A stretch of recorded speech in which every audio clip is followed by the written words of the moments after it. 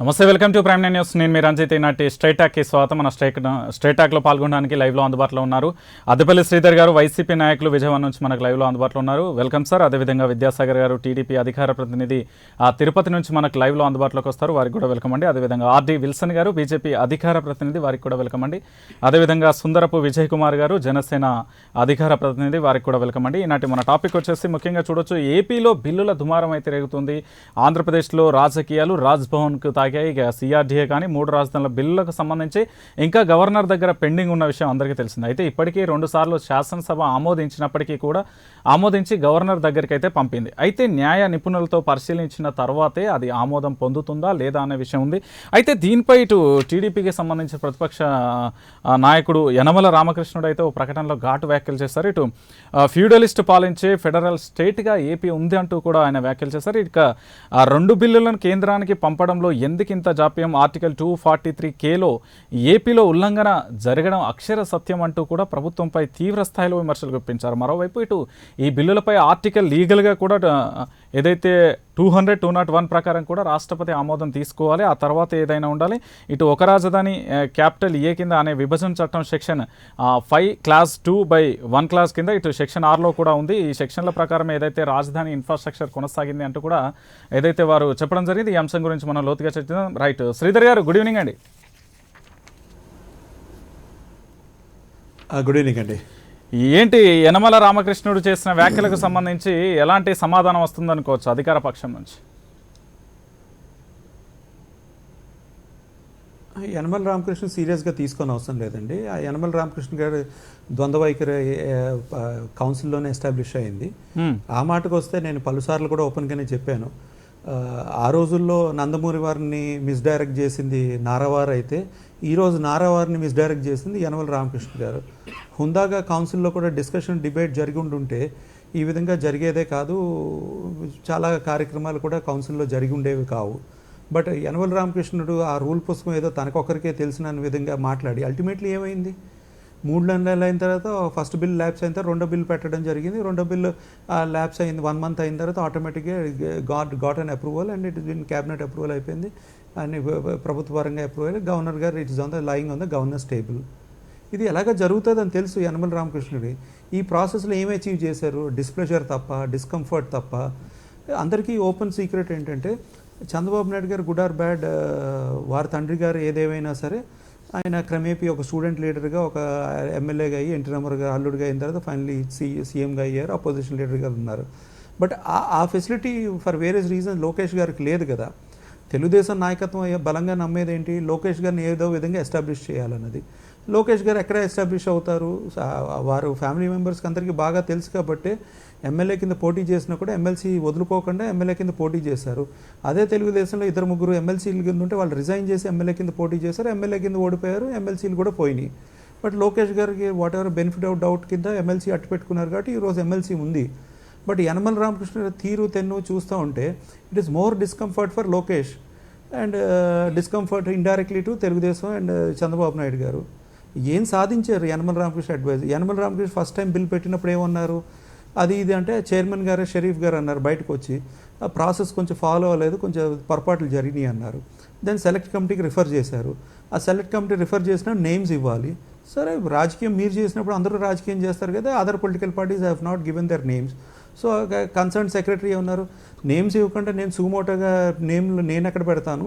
So select కమిటీకి refer చేసినట్టు అవ్వదు టెక్నికల్గా. ఎంత there is no select committee formed, ఆ ప్రాసెస్ అవ్వలేదు కాబట్టి. So though the bill on paper referred for select committee has not been formed కాబట్టి టెక్నికల్లీ ఆ 3 నెలలు అయింది, ల్యాబ్స్ అయ్యింది అది. మళ్ళీ సెకండ్ టైం యనమల రామకృష్ణ గారు అదే బిల్లు మీద మళ్ళీ ఆయన లెటర్ ఇచ్చారు. మొదట లెటర్ ఇచ్చారు, రెండోసారి లెటర్ ఇచ్చారు.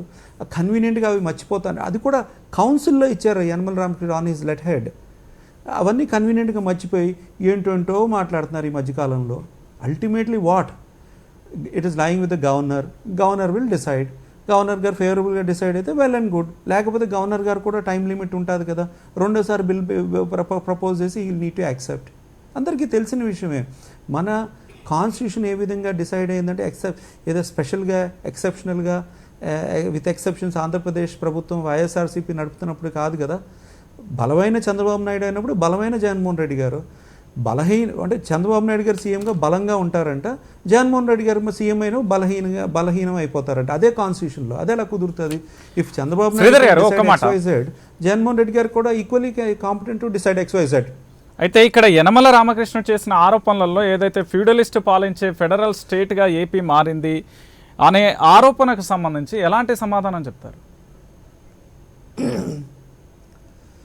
యనమల రామకృష్ణ గురించి నాకు బాగా తెలుసు. నాది రాజమండ్రి. యనమల రామకృష్ణ ఎక్కడి నుంచి వచ్చారో అంతా తెలుసు. Telugu medium background. ఆ తర్వాత అతి కష్టం మీద లా పాస్ అయ్యారు. ఆయన distinction student, merit student right through his education ఏమీ కాదు. అది నాకు పర్సనల్గా తెలుసు కాబట్టి చెప్తున్నాను. 4 ఇంగ్లీష్ ముక్కలు వచ్చు, 4 తెలుగు మీడియం నుంచి వచ్చిన ఆయనగా తెలుగు వచ్చు. ఆ 4 ముక్కలు మాట్లాడేసి వేరే వాళ్ళని ఇమేజ్ టార్నిష్ చేస్తే నేను అనలేనా యనమల రామకృష్ణ గారిని? వయసు పెద్ద ఆయన కాబట్టి వదిలేస్తున్నాను. అదే చంద్రబాబు నాయుడు గారిని అనలేమా? వయసు పెద్ద కాబట్టి వదిలేస్తున్నాము. బట్ ఆ విధంగా యనమల రామకృష్ణుడు వయసు ఆయనకి పెద్ద అయినా కూడా ఏ విధంగా మాట్లాడారు జగన్మోహన్ రెడ్డి గారి గురించి? అనవసరమైన డిస్కషన్, అనవసరమైన టాపిక్, అనవసరమైన ఇంగ్లీష్ లాంగ్వేజ్ ప్రయోగం. వచ్చి 4 మాటలే. యనమల రామకృష్ణ ఇంగ్లీష్ స్పీచ్ ఇవ్వమని నేను ఛాలెంజ్ చేస్తాను. చంద్రబాబు నాయుడు గారు అప్పుడప్పుడు ట్రై చేస్తూ ఉంటారు ఇంగ్లీష్ స్పీచ్. యనమల రామకృష్ణ ఏనాడైనా ట్రై చేశాడు ఇంగ్లీష్ స్పీచ్? అంటే డిగ్రీ చదివాడు, లా చేశాడు, లా ప్రాక్టీస్ అన్నారు కదా. మా ఇంటి దగ్గరే లా ప్రాక్టీస్కి వచ్చేవారు. 10 రోజులు 20 రోజులు ప్రాక్టీస్ చేసిన తర్వాత బాలయోగి గారు ఫ్రెండ్ అయ్యనికి వీళ్ళందరూ కూడా అక్కడెక్కడ తిరిగేవారు. Ultimately blessing in days NT Ramarao గారు పార్టీ పెట్టారు. రాజకీయ ఛాన్స్ వచ్చింది. Because he belongs to BC community, కొంచెం చదువుకున్న వ్యక్తులు. అదే మన బాలయోగి గారు కూడా ఎస్సీ కమ్యూనిటీకి, ఆయన కూడా చదువుకున్న వ్యక్తి అని చెప్పి వాళ్ళిద్దరికి ఆపర్చునిటీ ఇచ్చారు. ఆ రోజు ఎన్టీ రామారావు గారు ఏ విధంగా ఆపర్చునిటీ చదువుకున్న వాళ్ళకి, అప్పుడున్న రాజకీయ పరిస్థితులు వేరు. బట్ వాళ్ళు ఎలా ఉపయోగించుకున్నారు తెలుగుదేశాన్ని? చంద్రబాబు నాయుడు గారు ఏ విధంగా అయితే తెలుగుదేశాన్ని మిస్యూజ్ చేసుకున్నారో అది equally Yanamala Ramakrishna is also misusing Telugu Desam. హ్యాపీగా ఒక ఇంటర్వ్యూలో చాలా చక్కగా మాట్లాడారు. నాకు రెస్పాన్సిబిలిటీ అయితే చూస్తాను, మీరు పార్టీ ప్రెసిడెంట్ అవుతారంటే నేను అవ్వను. ఎవరు అవ్వాలనుకుంటుంటే యంగ్గా ఉన్నవాళ్ళు అయితే బాగుంటుంది. ఎవరు అంటే అది ఇంటర్నల్గా అంటే శ్రీధర్ గారు ఒక మాట, ఈ బిల్లులకు సంబంధించి, వ్యవహారానికి సంబంధించి అది హుందత్వం. రైట్. అంటే ఆంధ్రప్రదేశ్లో ఈ 2 బిల్లులకు సంబంధించి రాజకీయ దుమారం అయితే రేగుతుంది. దీనికి సంబంధించి ఎందుకు ప్రతిపక్షాలకు అంత అవకాశం అడ్వాంటేజ్గా మారింది అనుకోవచ్చా, లేకపోతే తమ యొక్క రాజకీయ ఉనికి కోసం మీ అధికార పార్టీ మీద ఆరోపణలు చేస్తున్నాయని భావించవచ్చా? అంటే ఏమీ లేదు, నేను అదే చెప్తున్నాను కదా. యనమల రామకృష్ణ గారు ఆ ఇంటర్వ్యూలో చక్కగా హుందాగా మాట్లాడారు. ఆయన ఎంత హుందాగా మాట్లాడారంటే I would recommend only youngsters. మేము 30 సంవత్సరాల కింద యంగ్స్టర్స్గా తెలుగుదేశం పార్టీలోకి వచ్చాము. ఈరోజు ఇన్నాళ్ళు మేము తెలుగుదేశం నడిపాము. ఇప్పుడు ఇది యంగ్ టీం రావాలి, అది ఇది అని చక్కగా మాట్లాడారు. ఆ ఉట్టి ఒక్క ఇంటర్వ్యూయే. ఆ ముందరవన్నీ కూడా వేరే విధంగా మాట్లాడారు, ఆ తర్వాతవన్నీ కూడా వేరే విధంగా మాట్లాడారు. వాళ్ళు అర్చి గీ పెట్టినా కూడా అవన్నీ కూడా పాస్ అవుతాయి. There is nothing for opposition. మన కాన్స్టిట్యూషన్ పరంగా ఇంకొక మాట చెప్తున్నాను. తెలంగాణ ఫార్మేషన్ బిల్ ఎందుకు పెట్టలేదు? ఏపీ రీఆర్గనైజేషన్ బిల్ ఎందుకు పెట్టారు? మిగతా రాష్ట్రాలు 3 రాష్ట్రాలు బీజేపీ క్రియేట్ చేసినప్పుడు ఆ రాష్ట్ర పేర్లతోనే అయినాయి కదా. మనకు ప్రెసిడెన్షియల్ ఆర్డర్ ఉంది కాబట్టి zoning regulations, other special situations ఉన్నాయి కాబట్టి ఏపీ రీఆర్ బిల్ పెట్టారు. ఆ బిల్ ఇంకా సుప్రీంకోర్టులో ఉన్నది. 10 ఏళ్ళు జాయింట్ క్యాపిటల్ ఉండి 10 సంవత్సరాల వరకు ఉమ్మడి ఆంధ్రప్రదేశ్కి ఏదైతే హైదరాబాద్ క్యాపిటల్ ఉన్నదో, ఆ విభజించిన ఆంధ్రప్రదేశ్కు 10 years హైదరాబాద్ క్యాపిటల్ ఉంటే అనేక కారణాల వల్ల తెలుగుదేశం చంద్రబాబు నాయుడు గారు వదిలేసి వచ్చే నేను రాజకీయంగా ఓటు నోటు కేసు అని చెట్టు కింద పంచాయతీ. ఒక్క నిమిషం అల్టిమేట్లీ ప్రజలకు తెలియవలసింది 10 సంవత్సరాలు కూడా, ఒక్క నిమిషం, ఇది అందరికీ కావాల్సింది కూడా, 10 సంవత్సరాలు కూడా హైదరాబాద్ మీద హక్కులు, తెలంగాణ రాష్ట్రంలో ప్రధానమైన హైదరాబాద్లో ఉన్న 110 ప్రెస్టీజియస్ ఇన్స్టిట్యూషన్స్లో అడ్మిషన్స్ కాలేజ్ పిల్లలకి వెళ్ళడానికి బెనిఫిట్లు ఉండేవి. అదేవిధంగా ఉద్యోగ అవకాశాలు కూడా తెలంగాణలో 10 years వరకు ప్రొటెక్ట్ చేశారు. బట్ ఆ 10 years ప్రొటెక్షన్లో ఏం చేశారు? ఎలాగా కేసీఆర్ గారు తెలంగాణ రాష్ట్ర నాయకులు ఎలాగా వాళ్ళు సుమోటోగా వాళ్ళు ఎన్నో చేసుకుంటారు. ఈ ఓటు నోటు కేసు వల్ల చంద్రబాబు నాయుడు గారు ఎప్పుడైతే హైదరాబాద్ వదిలేసి వచ్చేసారో వాళ్ళు ఇమీడియట్గా జోనింగ్ రెగ్యులేషన్స్ మార్చేశారు. యాక్చువల్గా అయితే ఆదిలాబాద్ పిల్లోడికి విశాఖపట్నంలో ఇన్స్టిట్యూషన్లో అడ్మిషన్ ఉంటుంది. మన శ్రీకాకుళం పిల్లోడికి మన హైదరాబాద్ ఇన్స్టిట్యూషన్స్లో అన్నింటిలో కూడా అడ్వాంటేజ్ ఉండేది. ఆ అడ్వాంటేజ్ తీసేశారు కదా. అణగారిన వర్గాలు, వెనక నెట్టబడిన వర్గాలు, SC ST BC minority Dalit వర్గాలకే కదా మనకు ప్రధానమైన ఎడ్యుకేషన్ కానీ సేఫ్టీ ప్రికాషన్స్ కాన్స్టిట్యూషన్ ఇచ్చారు. అవన్నీ కూడా మన ఇన్స్టిట్యూషన్స్లో ఉద్యోగ అవకాశాలు ఉండేవి, చదువుకునే ఉండే, ఆ ఫెసిలిటీస్ లేకుండా చేసేసారు కదా. రాజకీయ కాంక్ష ఆకాంక్ష కోసం ఆ విధంగా చేశారు. రైట్. ఆర్డి విల్సన్ గారు, గుడ్ ఈవినింగ్ అండి. ఏదైతే ఆంధ్రప్రదేశ్లో ఈ 2 బిల్లులకు సంబంధించి దుమారం అయితే రేగుతుంది, ఇటు రాజకీయాలు కాస్త రాజ్భవన్కి తాకాయి అనుకోవచ్చు. ఇక్కడ ఏదైతే యనమల రామకృష్ణుడు ఏదైతే భారతీయ జనతా పార్టీకి సంబంధించి కూడా ఏదైతే లక్ష్మణ రేఖ రాష్ట్రం అతిక్రమించినప్పుడు కేంద్రం జోక్యం చేసుకోవాలి, రాష్ట్ర పునర్విభజన చట్టానికి సంబంధించుకోవచ్చు, ఏదైతే రాజధాని నిర్మాణానికి సంబంధించి అప్పుడు రాష్ట్రపతి ఏదైతే చేసిన బిల్లుకు సంబంధించి సంతకాలు కావచ్చు, అన్ని విషయాలను కూడా కులంకషంగా చర్చించారు. ఈ లక్ష్మణ రేఖ వ్యవహారానికి సంబంధించి ఏంటని భావిస్తున్నారు? ఇప్పుడు అమరావతి విషయం ఇప్పుడు గవర్నర్ దగ్గర ఉంది కాబట్టి గవర్నర్ గారు ఏ నిర్ణయం తీసుకుంటారో చూసి దాన్ని బట్టి మేము స్పందిస్తాం. నిన్న మా రాష్ట్ర అధ్యక్షులు, నూతనంగా అధ్యక్షులైన సోము వీర్రాజు గారు ఒక ప్రకటన చేశారు. మీరు 3 కాకపోతే 33 పెట్టుకోండి, మాకు అభ్యంతరం లేదు. ప్రతి జిల్లాని ఒక రాజధానిగా భావించి డెవలప్ చేయండి, మాకు అభ్యంతరం లేదు. అదే సమయంలో అమరావతిని మేము ఎగ్జిక్యూటివ్ క్యాపిటల్ ఉండాలని కోరుకుంటున్నాము, రైతులకు న్యాయం జరగాలనేది కోరుకుంటున్నాం అనేది స్పష్టంగా చెప్పారు. కాబట్టి ఎగ్జిక్యూటివ్ క్యాపిటల్ గా అమరావతి ఉండాలంటే సెక్రటరియట్ కావచ్చు, అసెంబ్లీ కావచ్చు, 2 ఒక దగ్గరే ఉండాలనేది మా పార్టీ స్టాండ్. అదే మా పార్టీ అధ్యక్షుడు, గత అధ్యక్షుడు ఉన్న కన్నా గారు లేఖ రాశారు. ఇప్పుడు నేను సోము వీర్రాజు గారు కూడా స్పష్టంగా చెప్పారు. అందుకని మేమంటామంటే ఇప్పుడు గవర్నర్ తీసుకుపోయే నిర్ణయం గురించి మేము ఎదురు చూస్తాం మా పార్టీగా. ఆ నిర్ణయం తర్వాత మా పార్టీ వైఖరిని మా రాష్ట్ర అధ్యక్షులు, మా పార్టీ జాతీయ ఇన్ఛార్జి వారందరూ స్పందిస్తారు. ధర్మిల మా వైఖరి ఏంటో చెప్తాం. ఇక నిమ్మగడ్డ రమేష్ కుమార్ గారి వ్యవహారం అడిగారు. ఖచ్చితంగా నిమ్మగడ్డ రమేష్ కుమార్ గారి వ్యవహారంలో గవర్నర్ ఏదైతే లేఖ రాశారో ఆ లేఖ కట్టుబడితే రాజ్యాంగ పరిరక్షణ అనేది అవసరం అనేది సాధ్యమవుతుంది. ఎందుకు చెప్తున్నామంటే ఖచ్చితంగా హైకోర్టు డైరెక్షన్ ఇచ్చింది ఆయన్ని రెన్యువేట్ చేయమని, తిరిగి ఆయన్ని బాధ్యతల్లో తీసుకోవాలని. గవర్నర్ గారు కూడా స్పష్టంగా లేఖ రాశారు. లేఖ రాసిన తర్వాత మనం దాన్ని మొండిగా ఉంటే అది రాజ్యాంగ సంక్షోభాన్ని దారితీస్తుంది, అది కరెక్ట్ కాదు. కాబట్టి అలాంటి విషయాల్లో స్మూత్ గా రాష్ట్ర ప్రభుత్వం రన్ అవుతుందని మేము ఆశిస్తున్నాం. అదే సమయంలో కోర్టు అనేక సార్లు పదే రాష్ట్ర ప్రభుత్వాన్ని అభిశంసించడం కూడా రాష్ట్ర ప్రభుత్వానికి ఏమాత్రం క్షేమం కాదు, గౌరవం కాదు. రైట్. చీఫ్ సెక్రటరీ ఆగండి. చీఫ్ సెక్రటరీ కోర్టుకు రావాల్సిన పరిస్థితి రావడం, డీజీపీ రావాల్సిన పరిస్థితి రావడం, మరి వీటన్నిటి కూడా దృష్టిలో పెట్టుకొని రాష్ట్ర ప్రభుత్వం ప్రాపర్ గా స్పందించి సమస్యల నుంచి బయటపడాలని మేము కోరుకుంటున్నాం. రైట్. విజయ్ కుమార్ గారు, గుడ్ ఈవినింగ్ అండి. ఏదైతే ఇటు టీడీపీకి సంబంధించి యనమల రామకృష్ణుడు చేసిన వ్యాఖ్యలకు సంబంధించి ఏమంటారు?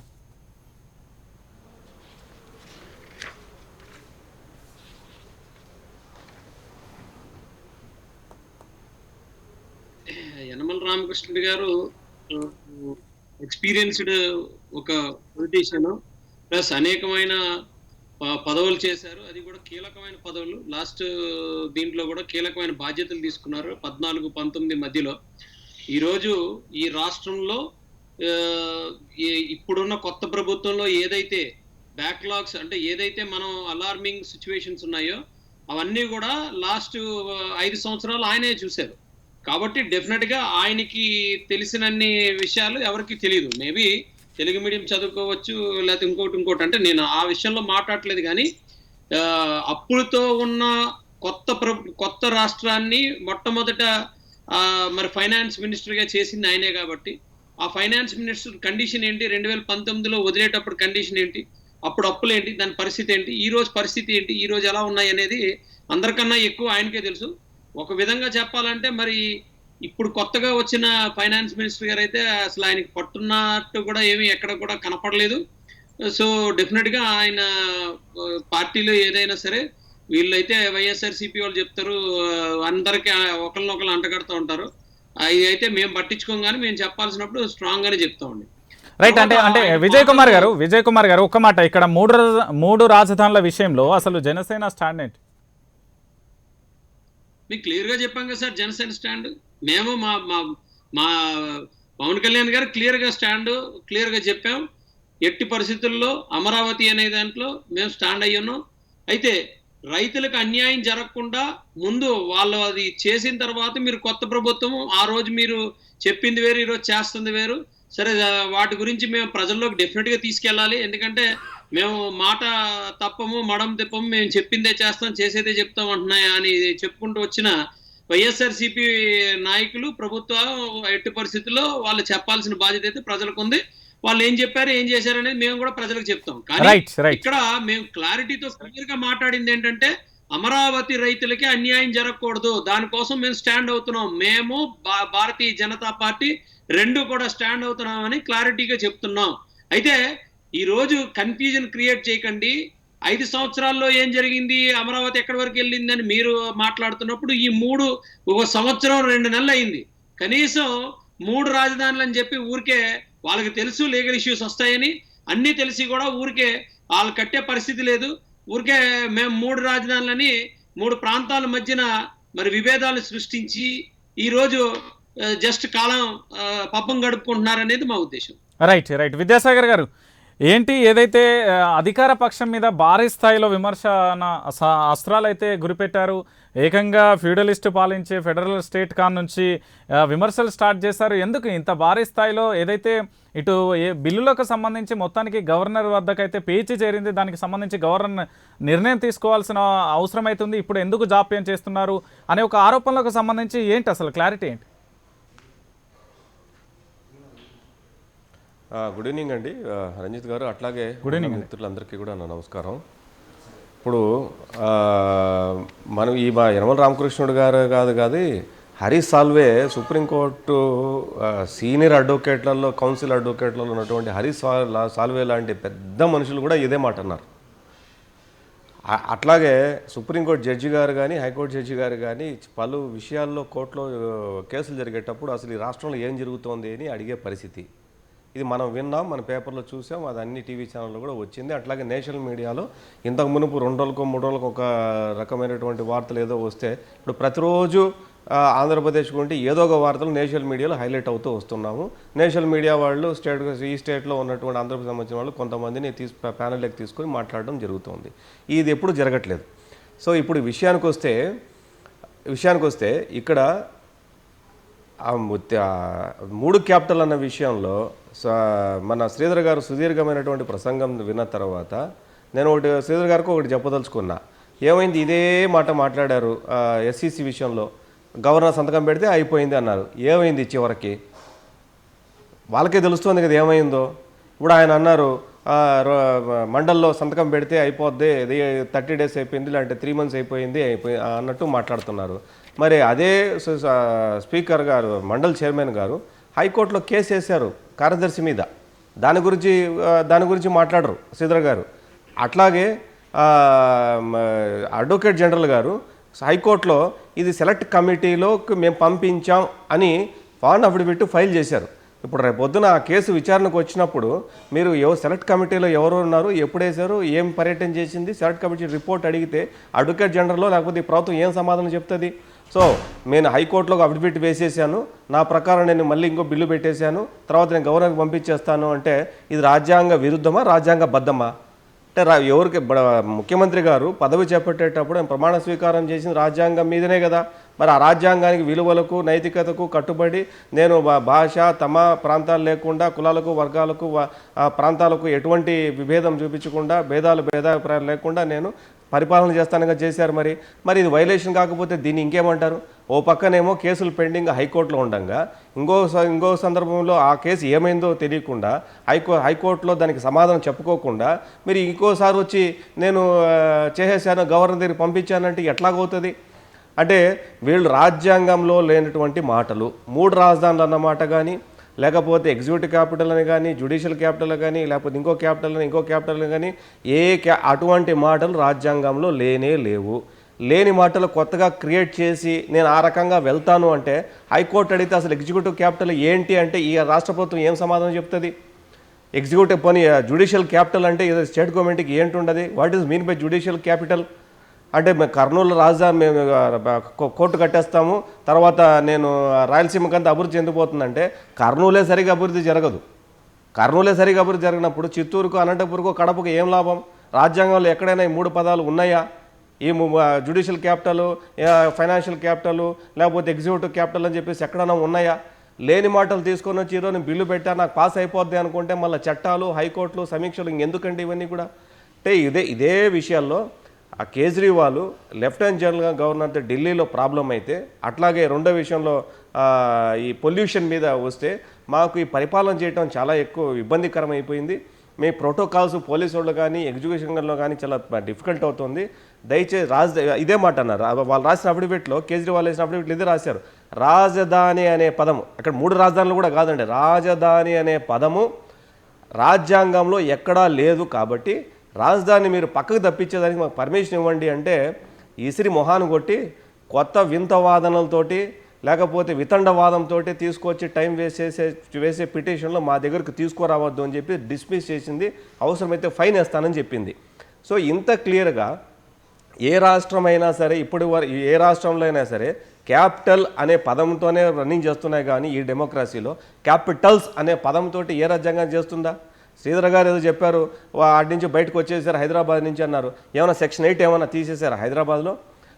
అంటే ఏదన్నా టాలెంట్ ఎగ్జామ్స్ ఏం జరుగుతున్నా కూడా ఒప్పందం ప్రకారము ఆంధ్ర కూడా తెలంగాణలోను అన్ని సెంటర్స్ పెడుతోంది, తెలంగాణ కూడా ఆంధ్రాలో ఎగ్జామ్స్ కండక్ట్ చేస్తుంది. ఉద్యోగాల్లో ప్రత్యేకమైన రిజర్వేషన్ ఆంధ్రాలోనూ ఉంది, తెలంగాణ ఉన్న వాళ్ళకి ఆంధ్రాలోనూ ఉంది. ఇవన్నీ ఆదిలాబాద్ ఉన్నోడి పిల్లోడికి విశాఖపట్నంలో ఉద్యోగాలు వస్తున్నాయి, ఉద్యోగాలు రాలేదని కానీ లేకపోతే రిజర్వేషన్ లేవని కానీ ఎక్కడని చెప్పారా? ఆయనకేమన్నా హైదరాబాద్ లో కానీ తెలంగాణలో ఏమైనా తీసేశారా? ఉమ్మడి క్యాపిటల్ ఒక్క నిమిషం అండి, రంజిత్ ఒక్క నిమిషం, ఉమ్మడి క్యాపిటల్గా హైదరాబాదు లేదు అని ఏమైనా కేంద్ర ప్రభుత్వం ఏమైనా గెజిట్ నోటిఫికేషన్ ఇచ్చిందా? అది ఉమ్మడి క్యాపిటల్ లేదు అంటే ఎట్లయితే గెజిట్ నోటిఫికేషన్ ఉమ్మడి క్యాపిటల్గా ఇచ్చారో అది విడ్రా అయినప్పుడు కూడా విడ్రా నోటిఫికేషన్ ఇవ్వాలా. అటువంటి నోటిఫికేషన్ ఏమైనా హైదరాబాద్కి ఇచ్చారా? ఇవన్నీ కూడా స్పెక్యులేషన్స్ అండి, అబద్ధాలను ప్రజల్లోకి చొప్పించడం. ఇది అబద్ధం అని తెలిసినా కూడా, ఇప్పుడు మీకు ఎగ్జాంపుల్ అండి, ఇప్పుడు గవర్నర్ గారు సంతకం పెట్టే పరిస్థితి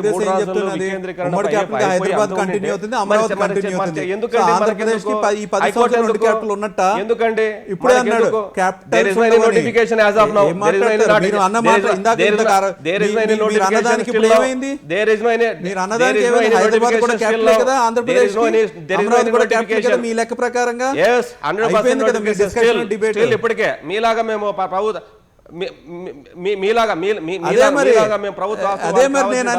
హైదరాబాద్ క్యాపిటల్ గా ఉంది, ఆంధ్రప్రదేశ్ కి అమరావతి క్యాపిటల్ గా ఉంది. మరి ఇందాకంత కథ చెప్పింది ఏంటి? ఏ క్యాపిటల్ ఒకే క్యాపిటల్ ఉండాలి, కుదరదు, అదంతా చెప్పారు కదా. కాలేజెస్ లో అడ్మిషన్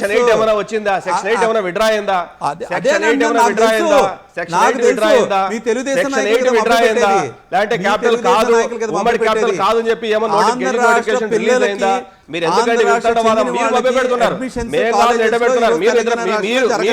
మీరు చేస్తున్న పని అది.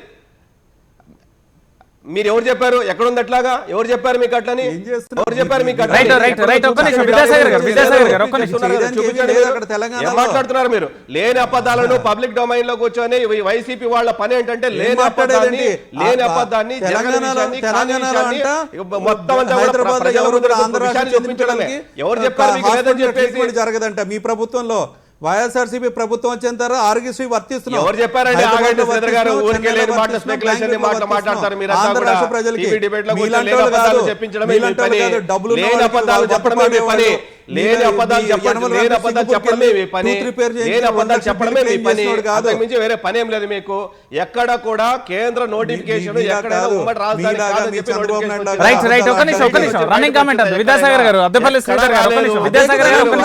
మీ స్థాయి యనమల రామకృష్ణుడు విమర్శించే స్థాయి మీది కాదు.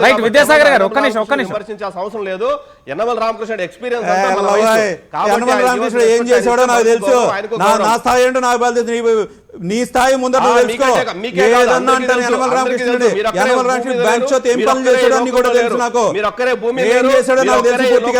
అందరూ ఉన్నారు. అందరూ టీవీలో చూస్తారు, డ్రైనేజ్ లో ఉన్నారు. విద్యాసాగర్ తెలుగుదేశం ఆంధ్ర రాష్ట్ర డ్రైనేజ్ లో ఉన్నది, డ్రైనేజ్ లో ఉన్నది. మీరా మాట్లాడేది మా గురించి కానీ మా మాటల గురించి. డ్రైనేజ్ లో ఉన్న వాళ్ళకి మాట్లాడతారా? కేసీఆర్ అంటే భయం, నరేంద్ర మోడీ అంటే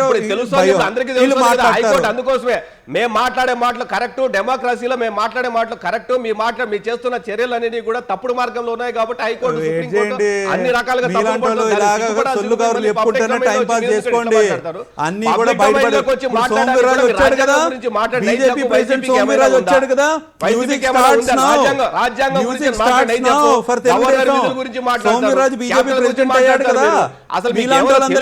కాన్స్టిట్యూషన్ గురించి మీకేమైనా ఐడియా ఉందా? ఏం మాట్లాడినా కూడా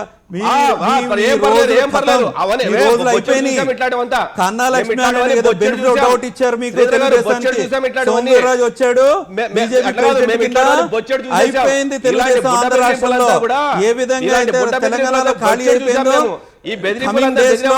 ఆంధ్ర రాష్ట్రంలో కూడా తెలుగుదేశం ఖాళీ అయిపోయింది. మీలాంటి వాళ్ళు ఇద్దరు ముగ్గురు మిగులుతారు అంతే మాట్లాడడానికి.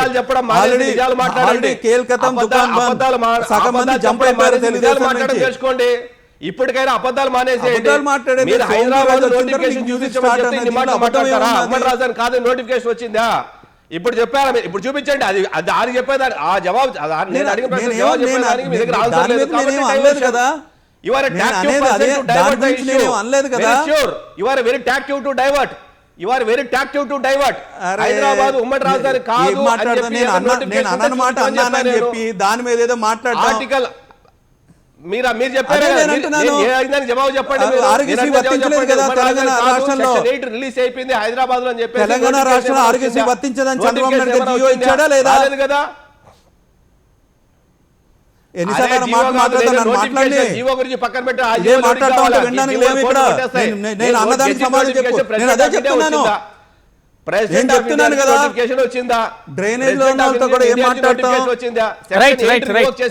విద్యాసాగర్ గారు ఒక్క నిమిషం. ఎక్కడైనా ఉద్యోగాల్లో లేవు మీకు, ఆంధ్ర వాళ్ళకు రిజర్వేషన్ లేదు అని చెప్పి ఎక్కడైనా గెజిట్ నోటిఫికేషన్ వచ్చిందా? లేదు కదా. లేని విషయాన్ని ఎందుకంటే పబ్లిక్ డొమైన్ లో కూర్చొని ఊరికి అబద్ధాలు స్ప్రెడ్ చేసుకు కూర్చుంటారు. విద్యాసాగర్ గారు ఒక్క నిమిషం. వాస్తవాలు మాట్లాడి మేము సుప్రీంకోర్టు హైకోర్టు ఏం మాట్లాడతాం వాటి విద్యాసాగర్ గారు ఒక్క నిమిషం. ఒక్క మాట విద్యాసాగర్ గారు ఒక్క మాట రన్నింగ్ కామెంట్ వద్దు. రైట్ శ్రీధర్ గారు, ఇక్కడ ఏదైతే పీపీఎల్ రద్దుపై కేంద్రం జోక్యం వల్లనే రాష్ట్రం వెనక్కి తగ్గిందనే నిజమే అంటారా ఈ వ్యాఖ్యకు సంబంధించి? శ్రీధర్ గారు, వైఎస్ఆర్సీపీ పీపీఏలు ఏదైతే సోలార్ పవర్ ప్రాజెక్ట్స్కి ఏవైతే రీనెగోషియేట్ చేస్తున్నామో హైకోర్టులో the matter is subsidies before the high court. But simultaneously కొంతమంది వచ్చి రీనెగోషియేట్ చేసుకున్నారు. ఒక ప్రధానమైన సోలార్ ఎనర్జీ కంపెనీ పలు రాష్ట్రాల్లో ఉన్న కంపెనీకి 2.5 లక్షలకి పర్ ఏకర్ ఇవ్వడం జరిగింది చంద్రబాబు నాయుడు గారు. ఈరోజు వైఎస్ఆర్సీపీ ప్రభుత్వం, జగన్మోహన్ రెడ్డి గారు ప్రభుత్వం వచ్చింది, అదే కంపెనీతో రీనెగోషియేట్ చేస్తే ఇంకో 2.5 లక్షలు పే చేశాడు. ఏదైతే రివర్స్ టెండరింగ్ మెథడ్ ఏదైతే అడాప్ట్ చేసామో మిగతా ఇరిగేషన్ ప్రాజెక్ట్స్ లో, ఇంజనీరింగ్ ప్రాజెక్ట్స్ లో, అదే విధంగా సోలార్ ప్రాజెక్ట్స్ కూడా పెద్ద సంస్థగా రీనెగోషియేట్ చేస్తే మీరు గవర్నమెంట్ ప్రపోజల్ పెట్టింది ఆయన నెగోషియేట్ చేస్తున్నారు. 5 lakhs లేదు. మీరు ఆగండి, మీరు కంగా బీపీ ఎందుకు? 5 లక్షలకి ఆయన నెగోషియేట్ చేస్తున్నారు, అది జరుగుతున్నది. ఒకటి ఏది ల్యాండ్ వాల్యూ చెప్పారు కదా, ఎప్పుడు ఇచ్చారు, ఎంత డబ్బులు కట్టారు చెప్పండి. మీరు గవర్నమెంట్ ఆఫ్ ఆంధ్రప్రదేశ్ విద్యాసాగర్ నువ్వు అడ్డదడంగా మాట్లాడినా నేను విన్నాను. కాదు రంజిత్, మాట్లాడడం ప్రభుత్వం వాయిస్ అవసరం లేదు మీకు. విద్యాసాగర్ గారు ఒక్క మాట విద్యాసాగర్ గారు ప్లీజ్ ఒక్క నిమిషం విద్యాసాగర్ గారు ఒక్క మాట ఏదైతే రన్నింగ్ కామెంట్ మళ్ళీ అవకాశం ఇస్తారు. రన్నింగ్ కామెంట్ వద్దు. నేను మాట్లాడేప్పుడు ఇంటర్ఫీర్ అవ్వాలా? నేను మాట్లాడేప్పుడు ఇంటర్ఫీర్ అవ్వలేదా మీరు? రైట్ శ్రీధర్ గారు ప్లీజ్ కంటిన్యూ. ఒక పెద్ద సంస్థ 2.5 లక్షలు ఉన్నది రీనెగోషియేట్ చేసి 5 lakhs కి ప్రపోజ్ చేసాము. అది ఫైనల్ కన్సిడరేషన్లో ఉన్నది, ఏది ల్యాండ్ వాల్యూకి. Then we are negotiating the price also, then we are negotiating the period also. అలాగా పలు సంస్థలు రీనెగోషియేట్ చేసి పీరియడ్ పెంచుతాం, ప్రైస్ తగ్గిస్తాం అని చెప్పి చెప్పడం జరిగింది. ఆ సంస్థలన్నీ కూడా కోర్టులో కొన్ని కేసులు ఉన్నాయి, వాళ్ళు ప్రైవేట్ నెగోషియేషన్ జరుగుతున్నది. ఏదైతే రెగ్యులేటరీ అథారిటీ చైర్మన్ ఉన్నారో నాగార్జున రెడ్డి గారు, అక్కడికి కూడా వెళ్ళి కొన్ని సంస్థలు, అది జరుగుతున్నది. ఈరోజు ఆంధ్ర రాష్ట్రం రీనెగోషియేట్ చేసిన తర్వాత పీపీఏలు న్యాచురల్లీ సెంట్రల్ గవర్నమెంట్ కూడా 2 లెటర్లు రాయడం జరిగింది. ఇతర దేశాల్లో ఉన్న ఫైనాన్సర్స్ కూడా సెంట్రల్ గవర్నమెంట్తో మాట్లాడడం జరిగింది. మాట్లాడడం జరిగిన తర్వాత ఏమైంది, అక్కడి నుంచి కన్సర్న్ పవర్ మినిస్టర్ కూడా లెటర్ రాశారు. బట్ ఈ కట్ చేస్తే ఈ 4 నెలలు 5 నెలలు ఏమైందంటే 6 రాష్ట్రాలు రీనెగోషియేట్ చేస్తున్నాయి, ఇంక్లూడింగ్ పంజాబ్, ఇంక్లూడింగ్ గుజరాత్, తమిళనాడు.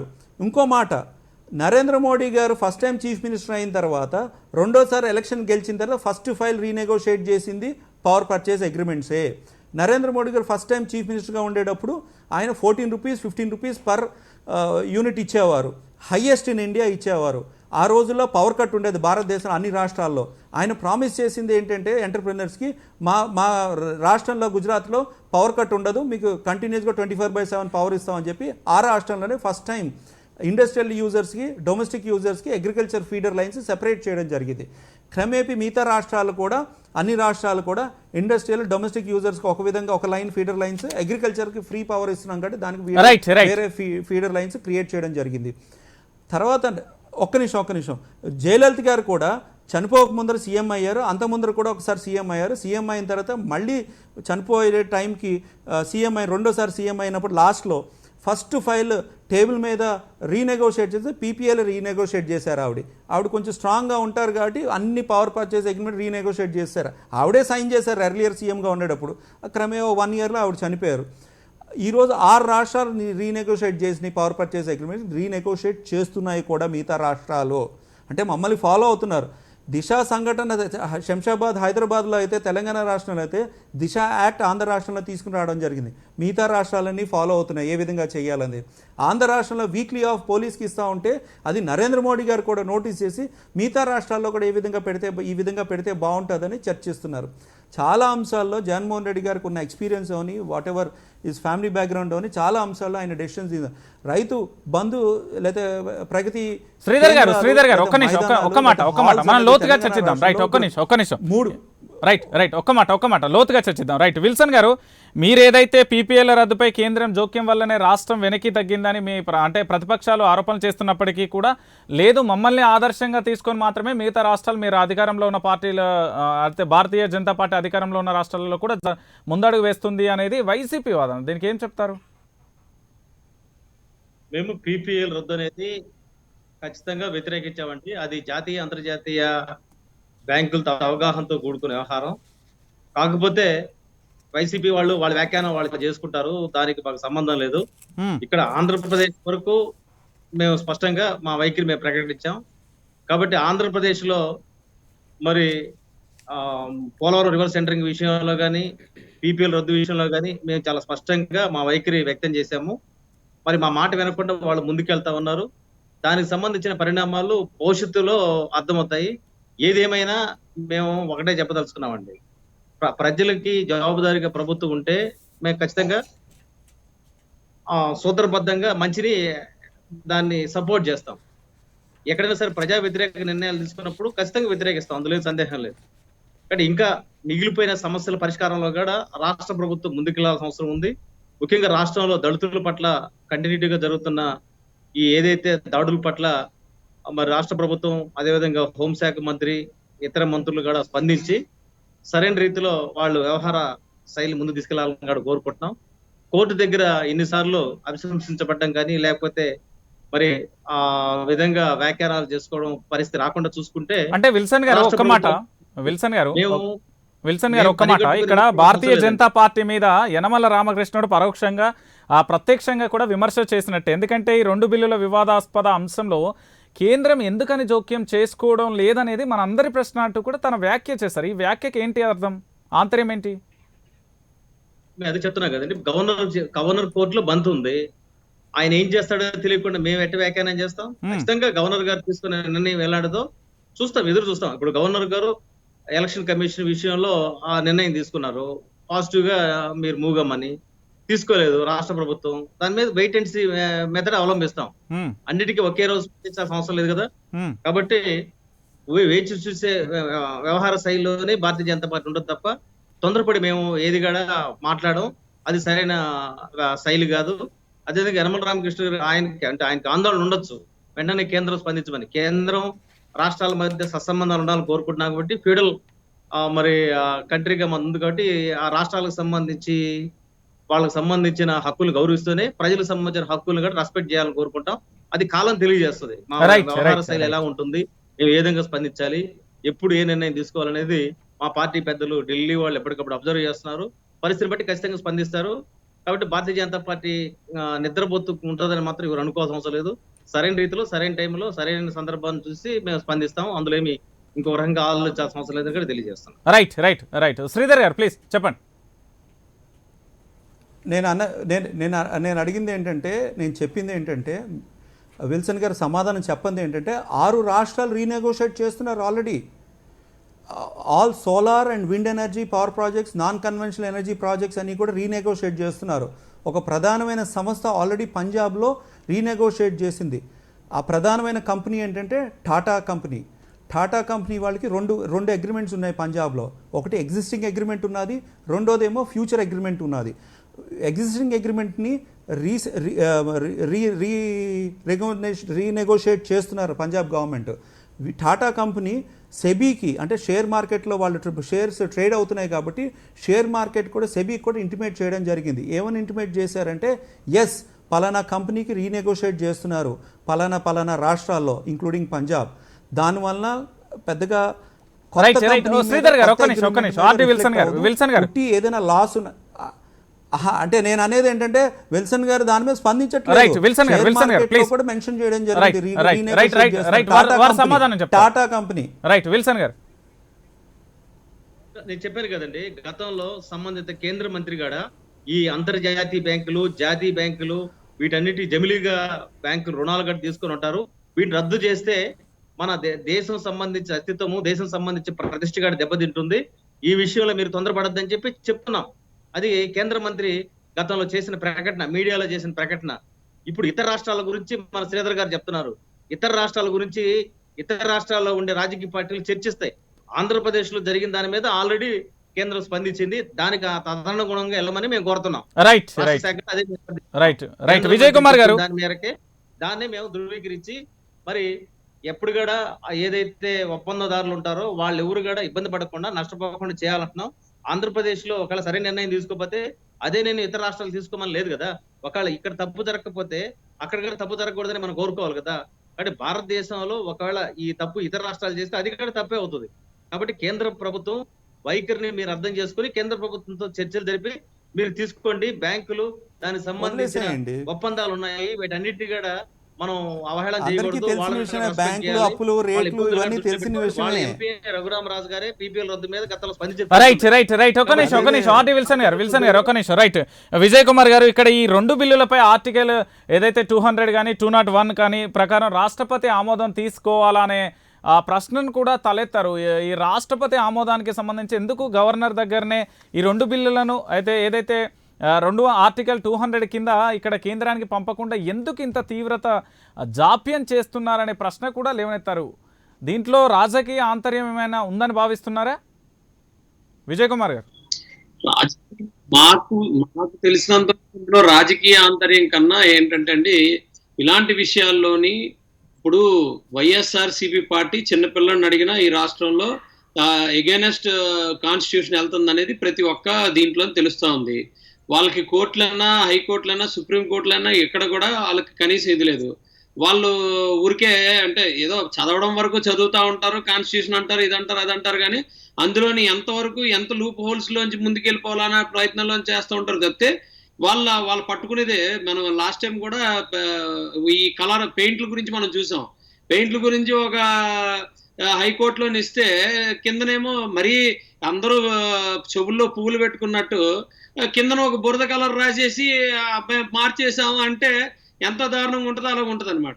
అయితే ఇక్కడ మనకున్న గవర్నర్ గారు కూడా ఆచితూచి అవన్నీ కూడా లీగల్ గా ఏంటి, ఏం ఇంప్లికేషన్స్ ఉంటాయి, కాన్స్టిట్యూషన్ ఏం చెప్తుంది ఏంటి అనేది 1కి 10 సార్లు ఆయన తీసుకోవడంలో తప్పే ఉందండి. దాంట్లో రాజకీయంగా ఏముంటుంది? ఆయన 100% ఆయన ఒక దీన్ని ప్రొటెక్ట్ చేసుకుంటూ ఆయన దాంట్లో ఉంటుండగా అనుగుణంగా వెళ్తా ఉండాలి ముందుకి.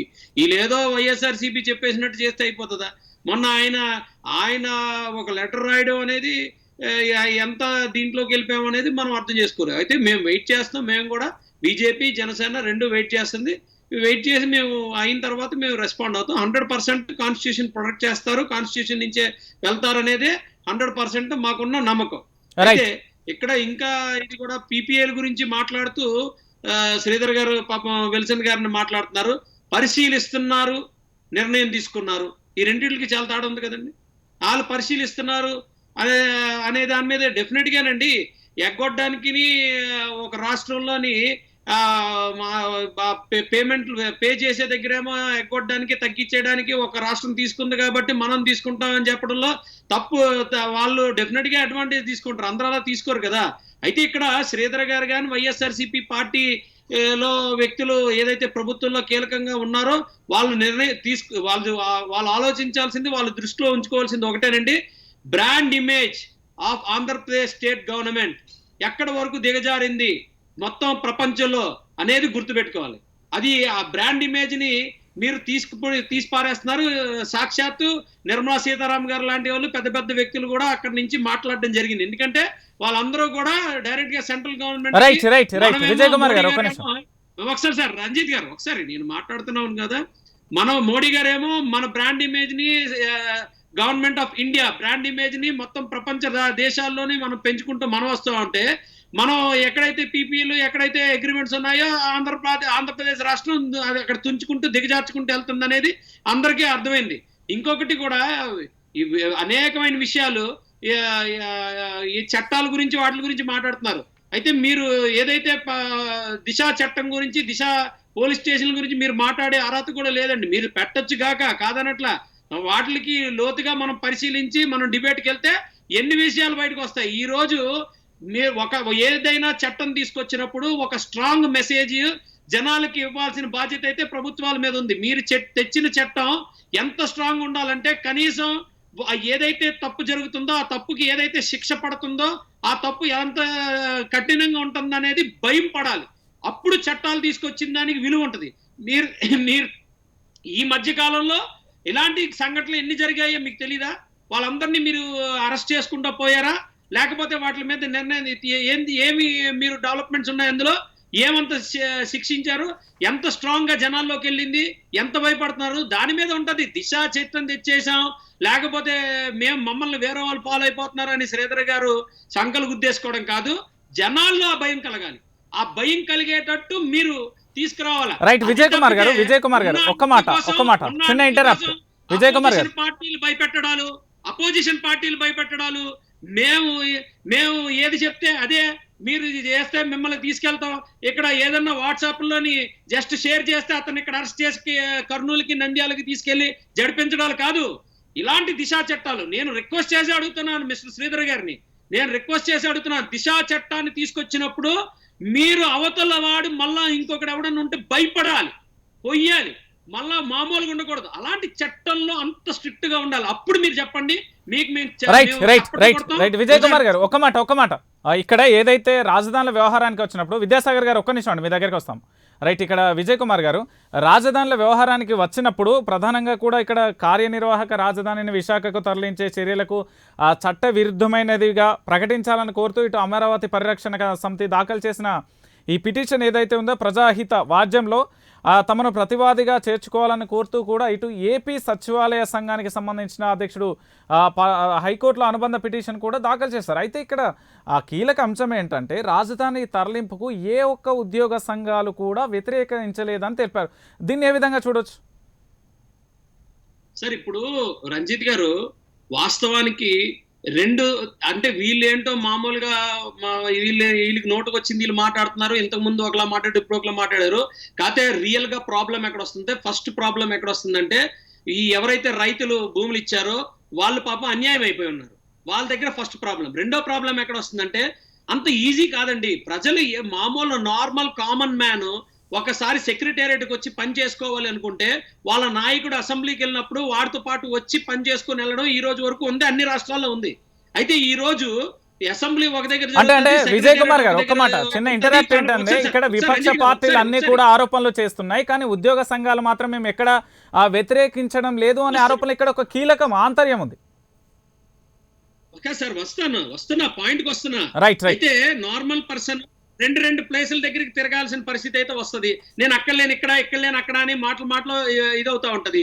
మూడో విషయం 100% సెక్రటేరియట్ ఎంప్లాయీస్ కి, వాళ్ళకి పరిపాలన ఎంప్లాయీస్ కి చాలా ఇబ్బంది అవుతుందండి. ఇక్కడి నుంచి ఫైల్, అక్కడి నుంచి ఇక్కడ ఫైల్ కి తీసుకొని తిరుగుతా ఉండాలి మాటికి. ఎందుకంటే ప్రతి 3 నెలలు 4 నెలలకి ఒకసారి సభ జరుగుతుంది. జరిగినప్పుడు ఇక్కడి నుంచి అక్కడికి, అక్కడి నుంచి ఇక్కడికి, ఇక్కడ విశాఖపట్నం ఇల్లు తీసుకోవాలి అతను, అక్కడ విజయవాడలో కూడా ఇల్లు తీసుకోవాలి, అమరావతిలో కూడా తీసుకోవాలి. ఇది అంత ఈజీ కాదండి. మేబీ వాళ్ళు ఏదో మాట్లాడతారు, వాళ్ళు చెప్పింది చెప్తారు, వాళ్ళు అనుకునేది మేము పట్టుకుని కుందేలు 3 కాళ్ళు, వాళ్ళకి నవ్వులాటలుగా ఉంటాయి, ఏదన్నా ఉంటది. కానీ వాస్తవాలకు వచ్చేటప్పుడు కొంచెం ఇబ్బందికరంగా. అందుకే మేము పవన్ కళ్యాణ్ గారు క్లియర్ గా మాట్లాడుతున్నారు, ఏం చేసినా కూడా పరిపాలన 2 మీరు ఎక్కడైనా పెట్టుకోండి, మీరు రైతులకి న్యాయం చేసి మీరు ఎక్కడైనా పెట్టుకోండి, కానీ 2 కలిపి ఒకే దగ్గర పెడితే దాని వల్ల అడ్వాంటేజ్ ఉందని. ఇది ఏమండి, మాకు విశాఖపట్నానికి వస్తే మాకు వద్దనా? మాకు అయితే వీళ్ళు ఏం చెప్తున్నారంటే ఈ రోజు వరకు విశాఖపట్నానికి పరిపాలన ఇది తీసుకొస్తున్నాం అని చెప్తున్నారు, కానీ దానికి ఒక రోడ్డు మ్యాప్ లేదు. మేము గట్టిగా అడుగుతున్నాను. ఈ మధ్య నిన్న ఈ రోజు ఏదో మెట్రో ట్రైన్ ఇది ట్రైన్స్ గురించి మాట్లాడుతున్నారు.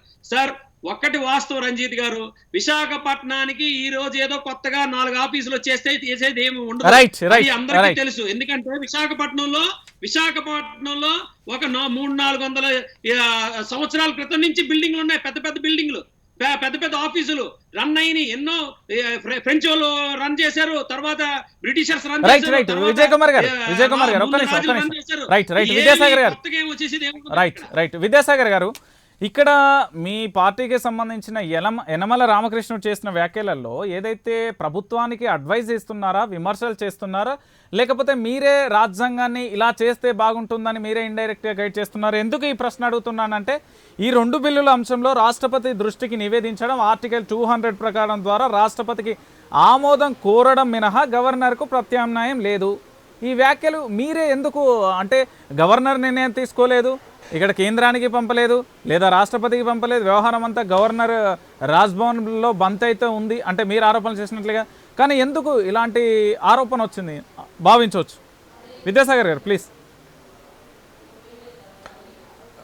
రంజిత్ గారు 3 విషయాలు చెప్పాలి ఇక్కడ. చెప్పండి. మొట్టమొదటిగా పీపీఎల్ విషయంలో ఈ వైసీపీ మొదటగా ఏం చెప్పిందండి, 2700 కోట్ల రూపాయలు అవినీతి జరిగింది, ఎక్కువ రేట్లకు వీళ్ళు చేసుకున్నారు కాబట్టి పీపీఎల్ను రద్దు చేయాలా అని చెప్పేసి ఉత్తరం రాస్తే విద్యుత్ శాఖ సెంట్రల్ పవర్ మినిస్టరు 3 సార్లు ఉత్తరం రాసి నీ పరిధిలో కాని అంశాల మీద నువ్వు ఇన్వాల్వ్ అవ్వకు, నువ్వు దాని జోలికి వెళ్ళకు అని చెప్పారు. వీళ్ళు చేసిన అవినీతి మాట ఏంటి, 2700 కోట్ల అవినీతి అన్నారు. ఇప్పుడు ఏంటంటే మేము నెగోషియేట్ చేస్తున్నాం అన్నారు. అంటే మానం పోతుంది ఇక్కడ. మేము చేసిన ఆరోపణలు ఏవైతే ఉన్నాయో ఆరోపణలుగానే మిగిలిపోతాయి కాబట్టి ఇప్పుడు అది వాళ్ళు రద్దు చేయడం వీలు కాదు, కాబట్టి పీపీఎల్ రద్దు చేయడం వీలు కాదు, కాబట్టి ఇప్పుడు నెగోషియేట్ కాలబేరానికి వెళ్ళారు. ఎవరితోటి? కంపెనీలతోటి. కాలబేరానికి పోయిన విషయాన్ని డైవర్ట్ చేయడానికి భాగంగా మా రాష్ట్రం మేము నెగోషియేట్ చేస్తున్నాం, మేము మా పక్కరాలు మమ్మల్ని చూసి వాళ్ళు వాతలు పెట్టుకున్నారు, ఇవన్నీ మాట్లాడుతున్నారు. మీరు మాట్లాడింది ఏంటి? 2700 కోట్ల రూపాయలు అవినీతి జరిగింది అని. అవినీతి వెళ్ళిపోయింది ఎక్కడో, ఇప్పుడు నెగోషియేషన్స్ కాలబేరానికి వచ్చారు. వీళ్ళు క్యాన్సిల్ చేస్తామని చెప్పి నోటీసులు ఇస్తే హైకోర్టుకు వాళ్ళు వెళ్తే హైకోర్టు తిప్పి మొహాన్ని కొట్టి ఫస్ట్ వాళ్ళ డబ్బులు వాళ్ళు పే చేయని చెప్పింది. ఒరిజినల్ ఫ్యాక్ట్ అది పీపీఎల్ విషయంలో. ఇది మనం ఓల్డ్ రికార్డులోకి వెళ్తుంది. ఇప్పుడేదో వీళ్ళేదో మేము గొప్ప పని చేసేసాం అంటున్నారు. మీరు గొప్ప పని చేస్తే మీకు అధికారం ఉంటే పీపీఎల్లో మీకు దమ్ము ధైర్యం ఉంటే రద్దు చేసి చూపించండి, చూద్దాం. మీరు చెప్పింది అదే కదా, మేము రద్దు చేస్తామనే కదా చెప్పింది. మీరు ఇప్పుడు నెగోషియేషన్స్కి వచ్చారా? ఇప్పుడు కాలు పట్టుకోవడానికి వచ్చారా కంపెనీలకు? ఆ కాలు పట్టుకోవడానికి వస్తే గ్రీన్కో ఎనర్జీస్ దగ్గరికి పోయే కదా 2 అంటే విద్యాసాగర్ గారు చిన్న ఇంటరాక్టివ్ ఇక్కడ ఒక చిన్న ప్రశ్న. కేంద్రం జోక్యం వ్యవహారం పదే ఎందుకు తీసుకొస్తున్నారు? విపక్ష పార్టీలుగా ఆరోపణలు చేయడం అంటే ఏదైతే అధికార పార్టీ ఒక్క మాట ప్లీజ్. ఇప్పుడు ఇక్కడ పూర్తిగా ఏదైతే విమర్శలు చేసినప్పుడు కేంద్ర ప్రభుత్వాన్ని పదే ఎందుకు రాష్ట్రంలోకి లాగుతున్నారు? ఇక్కడ ఏదైతే విపక్ష పార్టీగా మీరు ఆరోపణలు చేయడంలో తప్పులేదు, తప్పు జరిగితే సరిదిద్దుకోవాల్సిన బాధ్యత అధికార పక్షం ఉంటుంది, ప్రజలు కూడా చూస్తారు. ఎందుకు కేంద్రం జోక్యం లేదనే డిమాండ్గా వెళ్తుందా ఈ వ్యాఖ్యం? ఏమన్నా రాజకీయ ఆంతర్యం ఉందా? చెప్తా, టెక్నికల్గానే ఉందండి. కేంద్ర ప్రభుత్వం కూడా ఇప్పుడు పీపీఎల్ విషయంలో రెన్యూబుల్ ఎనర్జీ అనేది గవర్నమెంట్ ఆఫ్ ఆంధ్రప్రదేశ్కి కానీ ఏ స్టేట్ గవర్నమెంట్ పరిధిలో ఉన్నటువంటి మంత్రిత్వ శాఖ కాదు. అది రెన్యూబుల్ ఎనర్జీకి ఆంధ్రప్రదేశ్లో కానీ తమిళనాడులో కానీ తెలంగాణలో కానీ దానికి సపరేట్గా మినిస్టర్ లేడు. కానీ రెన్యూబుల్ ఎనర్జీకి సపరేట్గా ఒక మినిస్ట్రీని పనిచేస్తుంది గవర్నమెంట్ ఆఫ్ ఇండియాలో. కాబట్టి ఆ పరిధిలో వాళ్ళు సంతకాలు పెట్టిండేది అది. వాళ్ళ సంతకాలు పెట్టి పంపించిండే విషయంలోనే గవర్నమెంట్ ఆఫ్ ఆంధ్రప్రదేశ్ ఫిక్స్ చేసింది. కాబట్టి అక్కడ సెంట్రల్ గవర్నమెంట్ 100% ఇన్వాల్వ్మెంట్ ఉంటుంది. ఎందుకు ఉండదు? ఇది నెంబర్ 1. నెంబర్ 2 ఏంటంటే దిశా చట్టం గురించి మాట్లాడుతున్నారు కదా. దిశా చట్టం అమల్లో ఉందా రాష్ట్రంలో? ఎక్కడుందండి? ఏం మాట్లాడుతున్నాం మనం? వీళ్ళు అసెంబ్లీలో తీర్మానం చేసి పంపించిన తర్వాత సెంట్రల్ లా కమిషన్కి పంపిస్తే సెంట్రల్ లా కమిషన్ కొన్ని క్వైరీస్ చేసి ఇది ఎట్లా వీలవుతుందో మాకు క్లారిఫై ఇవ్వండి అని చెప్పేసి తిరిగి రాష్ట్ర ప్రభుత్వానికి పంపించింది. ఇంతవరకు తిరిగి మళ్ళీ గవర్నమెంట్ ఆఫ్ ఇండియాకు వీళ్ళకి అసలు ఫైలే పంపలేదు.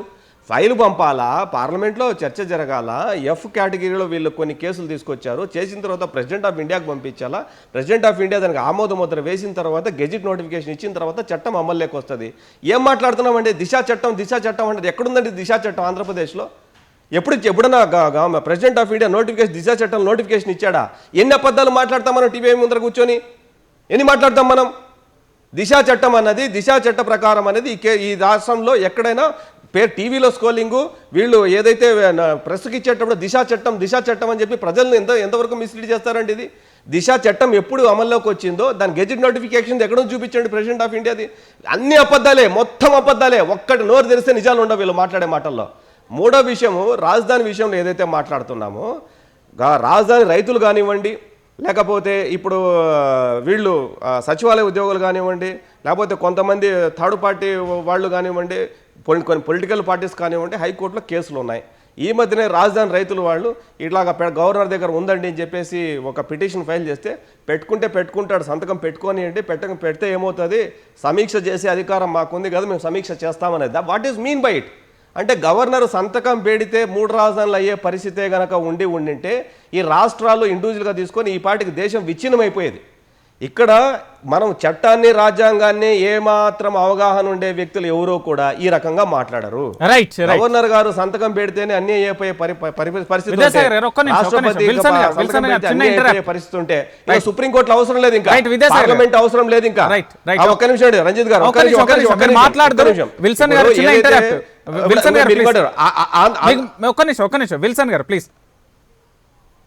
గారు ఈపీఎల్ విషయంలో గత జూలై 1వ తేదీన జారీ చేసిన జీవో 63 హైకోర్టు గత జూలై 20వ తేదీ నిలిపేసింది.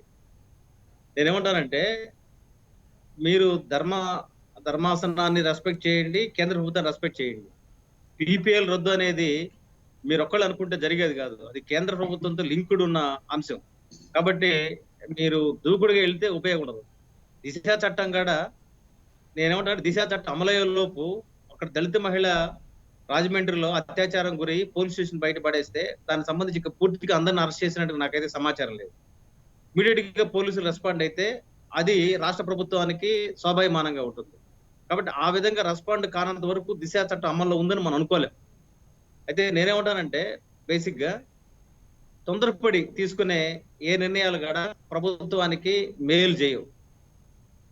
నేను చాలా స్పష్టంగా చెప్పదలుచుకుంది, ఈ పౌర సౌర విద్యుత్ కొనుగోలు ఒప్పందాలను సమీక్షించేందుకు ఏదైతే కేంద్రంతో లింక్డ్ ఉందో దాన్ని అన్నిటి కూడా మీరు కేంద్ర ప్రభుత్వం అనుమతి చేస్తే మీకు కూడా ఉపయోగం ఉంటుంది. అలా చేయకపోతే కోర్టులు కొట్టేస్తాయి, మళ్ళీ అది నడుస్తూ ఉంటుంది. కాబట్టి నిర్ణయాల వల్ల ప్రజలకు ప్రయోజనం ఉండదని తెలియజేస్తాం. రైట్. విద్యాసాగర్ గారు, శ్రీధర్ గారు మీ దగ్గరికి వచ్చే ముందు స్ట్రైట్ టాక్ లో ఒక షార్ట్ బ్రేక్ తీసుకుందాం. చూస్తూనే ఉండండి prime 9 news.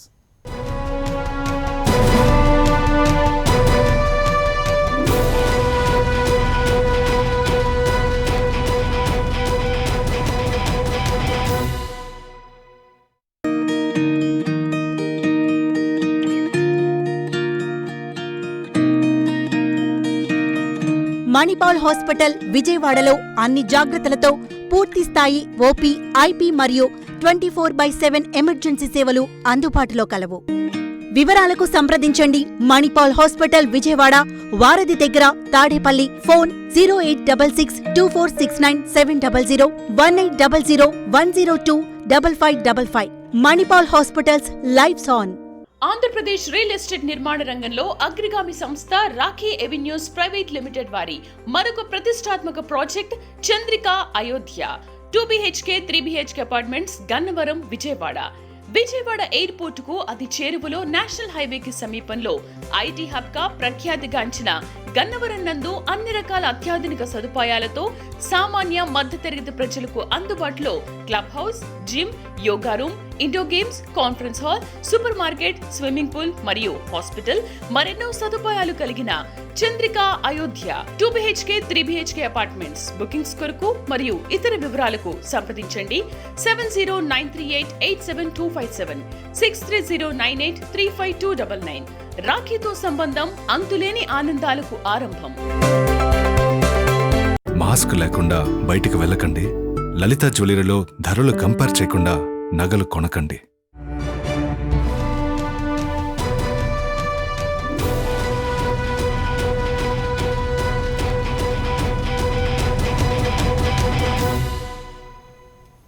Right, welcome back to straight talk. ముఖ్యంగా మనం చూస్తున్నాం అయితే ఈ 2 బిల్లుల విషయంలో కూడా వాటిని ప్రవేశపెట్టే అధికారం ప్రభుత్వానికి ఉన్నప్పటికీ కేంద్రం అనుమతితో లేదా రాష్ట్రపతి సంతకంతోనే వాటిని తేవాల్సి ఉంది. కాబట్టి గవర్నర్ వాటిపై సంతకం పెట్టబోయే ముందు ఆర్టికల్ 200 మరియు 201 ప్రకారమే రాష్ట్రపతి ఆమోదం తీసుకోవాలనే అంశం గురించి ఏంటి ఈ టెక్నికల్ ఇష్యూ అనేది కూడా చర్చిద్దాం. రైట్, శ్రీధర్ గారు, ఇప్పుడు ఏదైతే విపక్ష పార్టీలు మీపై చేసినట్లుగా ఆరోపణలకు సంబంధించి ఎలాంటి సమాధానాలు చెప్తారు? అర్లియర్ ఎన్టీ రామారావు గారు చీఫ్ మినిస్టర్గా ఉండేటప్పుడు ఎన్టీ రామారావు గారు చీఫ్ మినిస్టర్గా ఉండేటప్పుడు చంద్రబాబు నాయుడు గారు ఏదైతే ఆ రోజు సంక్షోభం what ever change of CM అయ్యే టైంకి ఆ పాయింట్ ఆఫ్ టైంలో ఫోన్ పెట్టామా ఎన్టీ రామారావు చీఫ్ మినిస్టర్గా ఉండేటప్పుడు ఎన్టీ రామారావు గారిని ఆ రోజు గవర్నర్ గారు ఒపీనియన్ అడిగారు. ఎన్టీ రామారావు గారు, నేను ఆ రోజు మెజారిటీ టెక్నికల్ ఎన్టీ రామారావు గారు, అప్పుడు వైస్రాయ్ ఎపిసోడ్ అయింది. అప్పుడు గవర్నర్ గారు AP government advocate general opinion అడిగారు. వారి దగ్గర ఒపీనియన్ తీసుకున్న తర్వాత ఆ రోజు గవర్నర్ గారు కాన్స్టిట్యూషనల్ ఎక్స్పర్ట్ వారి దగ్గర తీసుకోవడం జరిగింది. ఒపీనియన్ తీసుకున్న తర్వాత సరే గవర్నర్ గారు ఆ రోజు రాజకీయ ఏ విధంగా ఉన్నదో అందరికీ తెలిసిన విషయమే. సరే ఎన్టీ రామారావు గారు ఛాన్స్ ఇవ్వకుండా చంద్రబాబు నాయుడు గారికి ఛాన్స్ ఇచ్చారు. ఈరోజు గవర్నర్ గారు దగ్గర 2 బిల్స్ వచ్చినాయి. ఇమ్మీడియట్గా వచ్చిన గంటకే తెలుగుదేశం ఆ వంతపాడే ఛానల్స్ అందరూ governor should send the bill to Delhi, should go speak with attorney general. వీళ్ళు ఎవరు గవర్నర్ని డైరెక్ట్ చేయడానికి? అది అయిన తర్వాత ఒక కపుల్ ఆఫ్ డేస్ అయిన తర్వాత governor garu he's asked state government law secretary to give the opinion. Simultaneously, governor has taken opinion from other constitutional experts, both in Amaravati or Vijayawada, Hyderabad or across India. వీళ్ళు decide చేస్తారంట, వీళ్ళు గవర్నర్కి చెప్తారంట. ఇప్పుడు మళ్ళీ నిన్న ఈరోజు ఏంటి మళ్ళీ అదే ఛానల్కి తెలుగుదేశం వాళ్ళు గవర్నర్ గారు వాళ్ళతో వీళ్ళతో మాట్లాడు ఇప్పుడు ఇమీడియట్గా డిసైడ్ చేసి ఢిల్లీకి పంపించేయాలి. అటు చూడండి ఎలా ఉన్నదో వాళ్ళ ఎంతూజియాజం, కానీ వాళ్ళ ఓన్లీ ఎజెండా రాజకీయం. వీళ్ళు ఎన్ని మాట్లాడినా కూడా ఇంకోసారి క్లియర్గా చెప్తున్నాను, పీపీఏలు రీనెగోషియేట్ చేయడానికి పీపీఏలు క్యాన్సిల్ చేస్తారు. రీనెగోషియేట్ మీరు చూడండి మా అఫిడవిట్. కానీ ప్రైజులు తగ్గించడానికి ఎవరైతే తగ్గించారో వాళ్ళది క్యాన్సిల్ చేస్తాం. అర్థం చేసుకోండి brother, we're going to reduce the price. మీరందరూ చిన్న వయసులో తెలుగుదేశం నాయకులు పార్టీ ఉన్నా లేకపోయినా కూడా మీరందరూ ఉంటారు కదా. ఒక 2-3 సంవత్సరాలు అయిన తర్వాత చూడండి వీళ్ళందరూ ఎందుకు నెగోషియేట్ అయ్యారు. ల్యాండ్ ప్రైజ్ ఏదైతే ఏపీ గవర్నమెంట్కి ఎక్స్ట్రా పే చేస్తారు, ప్రైజ్ తగ్గిస్తారు, పీరియడ్ పెంచుతున్నాం. ఈ 3 జరగబోతున్న ఆంధ్ర రాష్ట్రంలో పీపీఎల్ గురించి. మిగతా రాష్ట్రాలు కూడా అదే ఫాలో అవుతున్నారు. ఇద్దరు భలే మాట్లాడారు ఇద్దరు. ఒకళ్ళేమో దిశా చట్టం ఆంధ్ర రాష్ట్రంలో లేదంట, ఇంకోళ్ళేమో దిశా చట్టం పెట్టట్లేదని చెప్పి నన్ను నిలదీస్తున్నారు వైఎస్ఆర్సీపీని. మరి మన అయ్యన్ పాత్ర మీద దిశా చట్టం పెట్టేశారు, లబోదిబోమని తెలుగుదేశం నాయకులు ఏడుస్తున్నారు. మరి చెప్పవలసిన Telugu Desam brother Ayyanna Patrudu don't worry there is no Disha చట్టం ఇన్ ఏపీ స్టేట్ అని. లేకపోతే బీజేపీ నాయకులు ఉంది సరిగ్గా సక్రమంగా బలంగా చేయట్లేదు అంటున్నారు. అదే పోనీ నిర్భయ కాదు, ఇప్పుడు ఇవన్నీ కూడా లేవంటారు.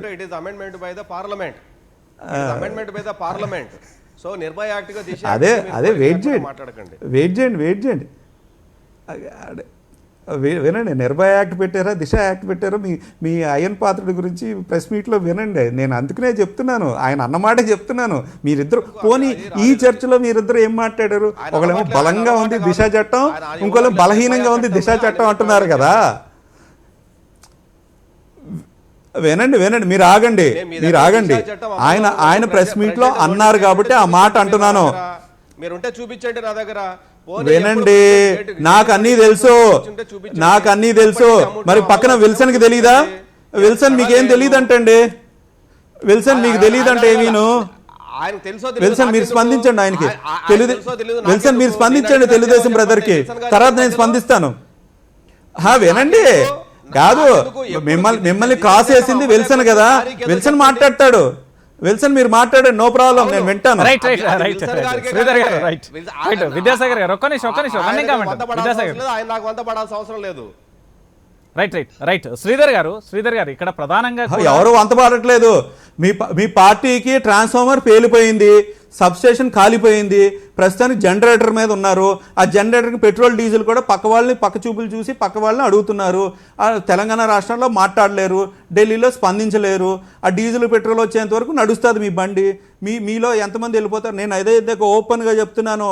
ప్రైమ్ 9లో ఛాలెంజ్, సోము వీర్రాజు ఛాలెంజ్ ఇస్తున్నాడు తెలుగుదేశానికి. ఇంకో 6 నెలలు ఉంటుందా ఉండదా అన్నది వేచి చూడండి. మీరా మాట్లాడేది ప్రతిదానికి అడ్డదడ్డంగా మాట్లాడడం. ఏదో కనిపెట్టాను అనుకుంటున్నారు. రాష్ట్రాలన్నీ ఉన్నాయి, కాన్స్టిట్యూషనల్ అమెండ్మెంట్స్ ఉంటాయి, కాన్స్టిట్యూషనల్ అమెండ్మెంట్స్ తీసుకుని కొత్త చట్టాలు వస్తున్నాయి. ఏదో చట్టం తీసుకుని వచ్చిన ఆంధ్ర రాష్ట్రం చట్టం దానికి ఒక పద్ధతి ఉంటుంది, ఒక ప్రాసెస్ ఉంటుంది, మా అందరికీ తెలుసు. మరి అయితే ఏపీ రీనార్ బిల్ అయిపోయిందా? ఫైనల్ అయిపోయింది, ఇంకా సుప్రీంకోర్టులోనే ఉంది కదా. ఇంకా ఏపీ రీనార్ బిల్ సుప్రీంకోర్టులోనే ఉంది కదా. చాలా మంది చూసి వచ్చారా? అదే అంటున్నాను, కొత్త బీజేపీ ప్రెసిడెంట్ చూడండి, మ్యూజిక్ స్టార్ట్స్. 40 సంవత్సరాలు ఉంటాడో ఊడిపోతుందో చూద్దాం.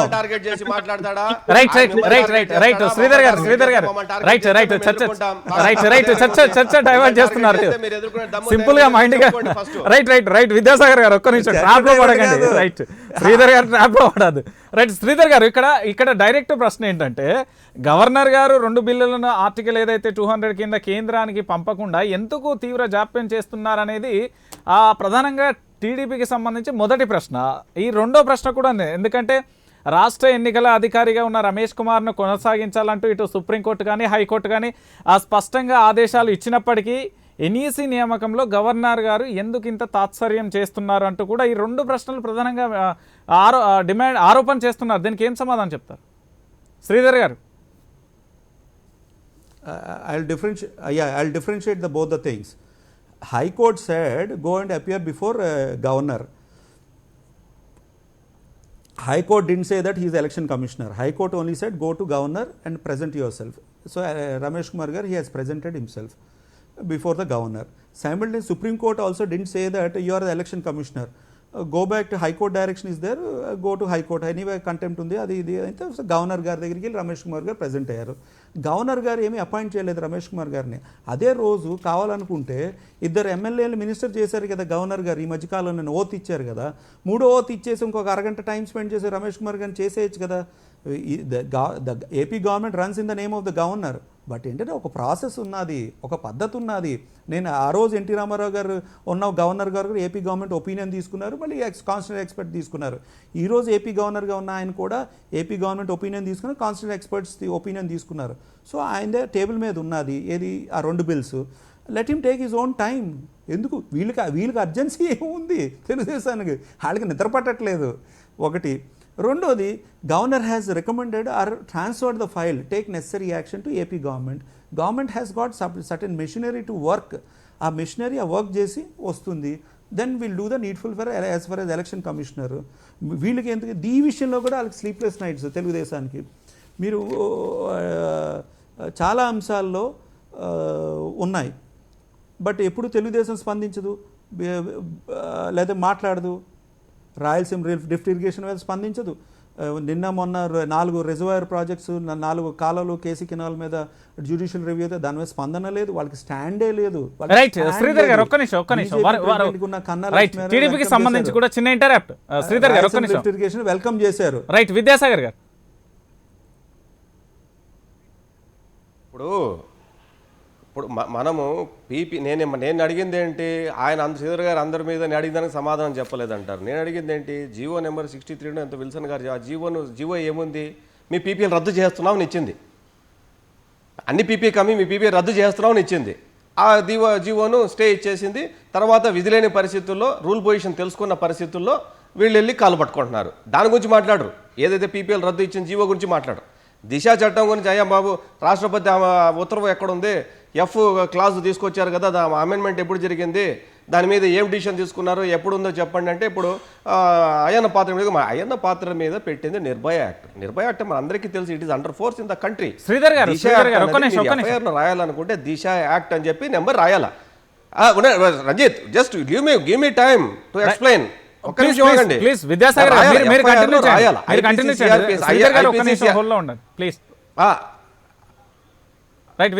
ఐపీసీ సిఆర్పిసి రాసేటప్పుడు దిశ యాక్ట్ అని చెప్పి మనం ఎట్లయితే రాస్తామో డిపి యాక్ట్ ఏమి డొమెస్టిక్ వైలెన్స్ అనే కేసు అనో లేకపోతే ఎస్సీ ఎస్టీ యాక్ట్ అట్లనో నిర్భయ యాక్ట్ అని చెప్పి సపరేట్గా ఐపీసీ సిఆర్పిసి సెక్షన్స్ రాసిన తర్వాత ఆ చట్టం పేరు చెప్పి ఆ చట్టానికి ఉన్న సెక్షన్స్ను మళ్ళీ పెట్టాలా. ఎఫ్ క్లాజ్ ఇంక్లూడ్ చేయాలి. ఇక్కడ దిశ యాక్ట్ క్లాజ్ ఎఫ్ అని పెట్టాలా. ఏ ఎఫ్ఐఆర్లోనే ఎఫ్ క్లాజ్ పెట్టారండి వీళ్ళు. ఎఫ్ క్లాజ్ పెట్టకుండా ఎఫ్ఐఆర్లో ఎఫ్ క్లాజ్ పెట్టకుండా దిశ చట్టం అమల్లో ఉంది అంటే ప్రెసిడెంట్ ఉత్తర్వే రాలేదు ఇంతవరకు. అక్కడి నుంచి లా కమిషన్ పంపించినటువంటి క్వైరీస్కి ఇక్కడి నుంచి ఇంతవరకు గవర్నమెంట్ ఆఫ్ ఆంధ్రప్రదేశ్ తిరిగి పంపించట్టు యాజ్ ఆఫ్ మై నాలెడ్జ్ నాకు తెలిసి పంపలేదు ఇంకా. ఇవన్నీ కూడా ఎట్లుంటుందంటే వీళ్ళు చట్టం అమలు కాకమునిపే రిబ్బన్ కటింగ్లు చేస్తారు పోలీస్ స్టేషన్లు. ఇది ఎంత ఘోరాది ఘోరం అంటే మాట్లాడే ప్రతి మాట అబద్ధమే వీళ్ళు. మూడవ మాట ఏంటంటే ఇప్పుడు గవర్నర్ గారు శ్రీధర్ గారు ఒక్క నిమిషం ఆగండి. ఇప్పుడు ఏదైతే వీళ్ళు గవర్నర్ గారికి పంపించామన్నారు, ఆయన ఇష్టం. ఆయన ఎవరికన్నా ఆయన లీగల్ ఒపీనియన్ అడిగే అధికారం ఆయనకు ఉంది, నో డౌట్ అట్ ఆల్. పంపించవచ్చు, అడగొచ్చు. ఏ ప్రతిపక్షమైనా, భూములు ఇచ్చిన రైతులైనా లేకపోతే కామన్ మ్యాన్ అయినా గవర్నర్కి ఉత్తరం రాసే అర్హత ఉంటుంది, హక్కు ఉంటుంది. మేము పొలిటికల్ పార్టీలుగా మేము అడిగే హక్కు మాకుంది. మీరు కూడా అడిగేదానికంటే మీ రాష్ట్ర పౌరులం, మేము భూములు ఇచ్చిన రైతులు, మా అభిప్రాయాలు చెప్పే వెలుబుచ్చే కామన్ మ్యాన్ పొలిటికల్ పార్టీస్కు మా హక్కు అది. దాన్ని మీరు క్వశ్చన్ చేసే రైట్ మీకు ఉండదు. ఒకటి. రెండవది ఏంటంటే మేము చెప్తాం గవర్నర్ మీరు ఈ పని చేయండి అంటారు, ఆయన ఇష్టం అంటే చేస్తారు, కష్టం అంటే ఆపేస్తారు. ఆయన ఏ సంతకమన్నా పెట్టుకోనండి, మళ్ళీ చెప్తున్నాం మేము, ఆయన ఏ సంతకమన్నా పెట్టుకోనియండి, వచ్చి నష్టం ఏమీ లేదు. దాని మీద రివ్యూ మళ్ళీ ఉంటుంది. మనం తెలుసుకోవాల్సింది విద్యాసాగర్ గారు, ఇక్కడ టెక్నికల్ గా రాజధాని విషయంలో శాసనసభ తీర్మానానికి సంబంధించి కేంద్రం పరిగణనలోకి తీసుకుంటుందా తీసుకోదా? ఇప్పుడు ఒకటండి, ఇప్పుడు మీకు ఒక్క నిమిషం నాకు టైం ఇస్తే మీకు ఎక్స్ప్లెయిన్ చేస్తా ఏం జరగబోతుందో. Please continue. గవర్నర్ గారు సంతకం పెట్టిన తర్వాత ఆబ్వియస్గా రైతులు అనేవాళ్ళు హైకోర్టులో వేస్తారు. హైకోర్టులో వేసిన తర్వాత ఈ విషయాలన్నీ చర్చకు వస్తాయి. అసలు ఇప్పుడు ఇంకోటి అంటే హైకోర్టు కూడా పంపించింది అకౌంటెంట్ సంథింగ్ ఎవరు ఆయనకు ఒక చెప్పి అసలు రాష్ట్రంలో ఈ రాజధాని మీద ఎంత ఖర్చు పెట్టారో ఆడిటర్ జనరల్ సంబంధించి వరకు పెట్టింది. ఆయన అఫిడవిట్ ఫైల్ చేయాలి ఇప్పుడు రేపు కోర్టులో. మీరు రాజధానికి ఎంత ఖర్చు పెట్టారని చెప్పాలా. ఇప్పుడు వీళ్ళు అభివృద్ధి, ఇప్పుడు ఇంకో మాట ఏంటంటే వీళ్ళు రాజధాని వికేంద్రీకరణ బిల్లు పెట్టాల, అభివృద్ధి వికేంద్రీకరణ బిల్లు పెట్టారు. కానీ మీడియాలో మాట్లాడేటప్పుడు, పేపర్లో రాసుకునేటప్పుడు మాత్రము రాజధాని 3 రాజధానులు అంటారు, రాజధాని వికేంద్రీకరణ అంటారు. దమ్ము ధైర్యం ఉంటే అదేదో బిల్లును పొందుపరచాలి కదా, 3 రాజధానులు చెప్పి పెట్టాలి కదా. అభివృద్ధి వికేంద్రీకరణ పెట్టి దొంగ పేరు మీద దొంగదారులు ఎందుకు రావాలా? మీరు జ్యుడిషియల్ క్యాపిటల్, ఈ క్యాపిటల్, ఆ క్యాపిటల్ అని చెప్పేసి ఇవన్నీ కూడా ఏంటంటే దొంగ మాటలు, దొంగ చేష్టలు చేయడం వైసీపీకి అలవాటులో భాగంగా ప్రజలు కొన్నిసార్లు మోసం చేసేమో కానీ రాజ్యాంగాన్ని, చట్టాన్ని వీళ్ళు మోసం చేయలేరు. ఇంకా గవర్నర్ గారి విషయానికి వస్తే, గవర్నర్ గారు ఈజ్ హ్యావ్ రైట్, ఆయన ఎవరికైనా పంపించవచ్చు. ఆయన పంపించి ఆయన ఏ అడ్వైజ్ వస్తుందో ఆ అడ్వైజ్ మీద ఆయన సంతకం పెట్టనియండి. హైకోర్టు కూడా అదే చెప్పింది కదా. పెట్టిన తర్వాత గవర్నర్ గారు తీసుకున్నటువంటి నిర్ణయం సరైందా కాదా, లేకపోతే రాజధాని అనే పదం మీద రాజ్యాంగంలో ఫజలుల్లా కమిషన్లో ఏముంది, లేకపోతే రాజధాని ఆంధ్రప్రదేశ్ రీఆర్గనైజేషన్ 2014లో ఏముంది, అసలు రాజధాని అంటే ఏంది, అభివృద్ధి అంటే ఏంది, అసలు ఏ పరిస్థితుల్లో అమరావతిని ఇక్కడ పెట్టాలని చెప్పి నిర్ణయించుకున్నారు. దానికి ఉత్తమ గవర్నమెంట్ అయినా సరే, ఇప్పుడున్న ప్రస్తుత గవర్నమెంట్ అయినా సరే, గవర్నమెంట్ ఆఫ్ ఇండియాకు ఆంధ్రప్రదేశ్కు ఏదైనా సరే కొంత కమ్యూనికేషన్ జరిగి ఉంటుంది కదా, ఆ కమ్యూనికేషన్ మొత్తం పెట్టమంటారు. ఆయనకు నోటీసులు ఇస్తారు, ఆయనకు వాళ్ళు వచ్చి మాట్లాడాలి కదా. అది గనక ఇల్లీగల్ అయితే గవర్నర్ గనక పెట్టింది 3 రాజధానుల పదము అన్కాన్స్టిట్యూషనల్ అని చెప్పేసి హైకోర్టు భావించిన, సుప్రీంకోర్టు భావించిన, ఇప్పుడు ఏదైతే ఎస్సీసీ గారి కేసులో జరిగిందో మూడు రాజధానులు అదే లేదంటారు, మాదిరి రాజధాని డీసెంట్రలైజ్ విషయంలో బిల్ కూడా అంటారు. కొట్టివేస్తది కాదు, ఇప్పుడు కొట్టేస్తది ఏం మాట్లాడాడు? రైట్, గవర్నర్ విద్యాసాగర్ గారు విద్యాసాగర్ సుప్రీమే ఒక్క కాదు, మాట, ఒక్క మాట. గవర్నర్ గారు విద్యాసాగర్ పెడితే అదే విద్యాసాగర్ ఫైనలైజ్ కాదు.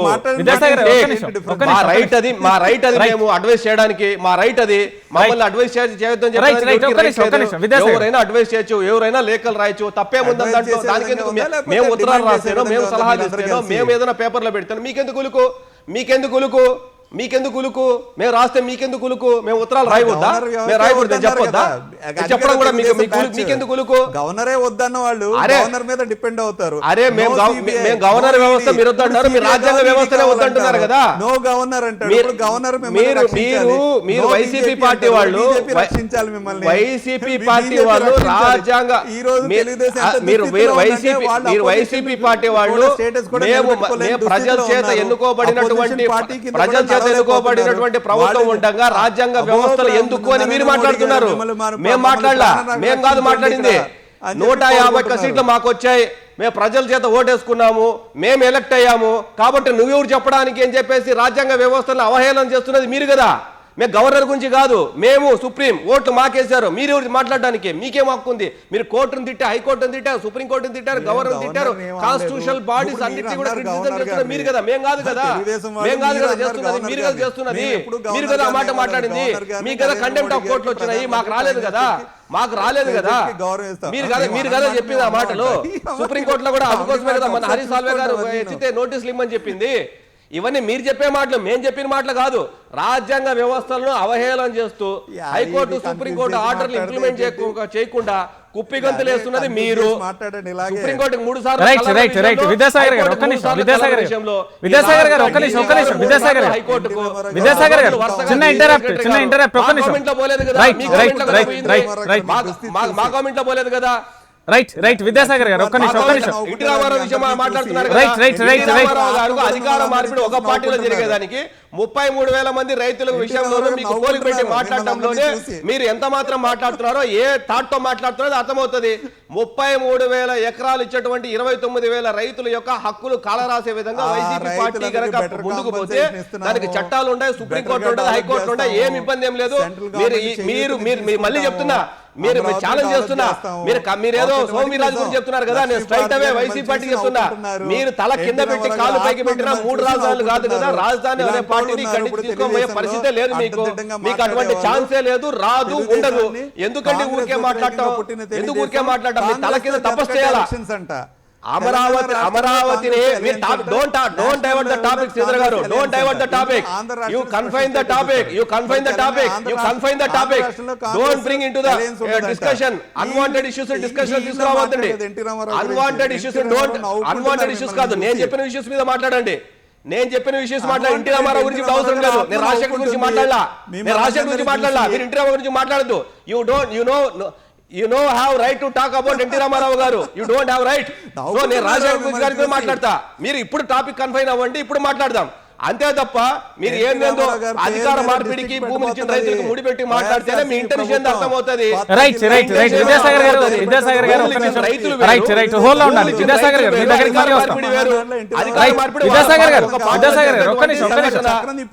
భూములు ఇచ్చిన ప్రభుత్వానికి మీకు అధికార పార్టీలో జరిగే అంతర్గత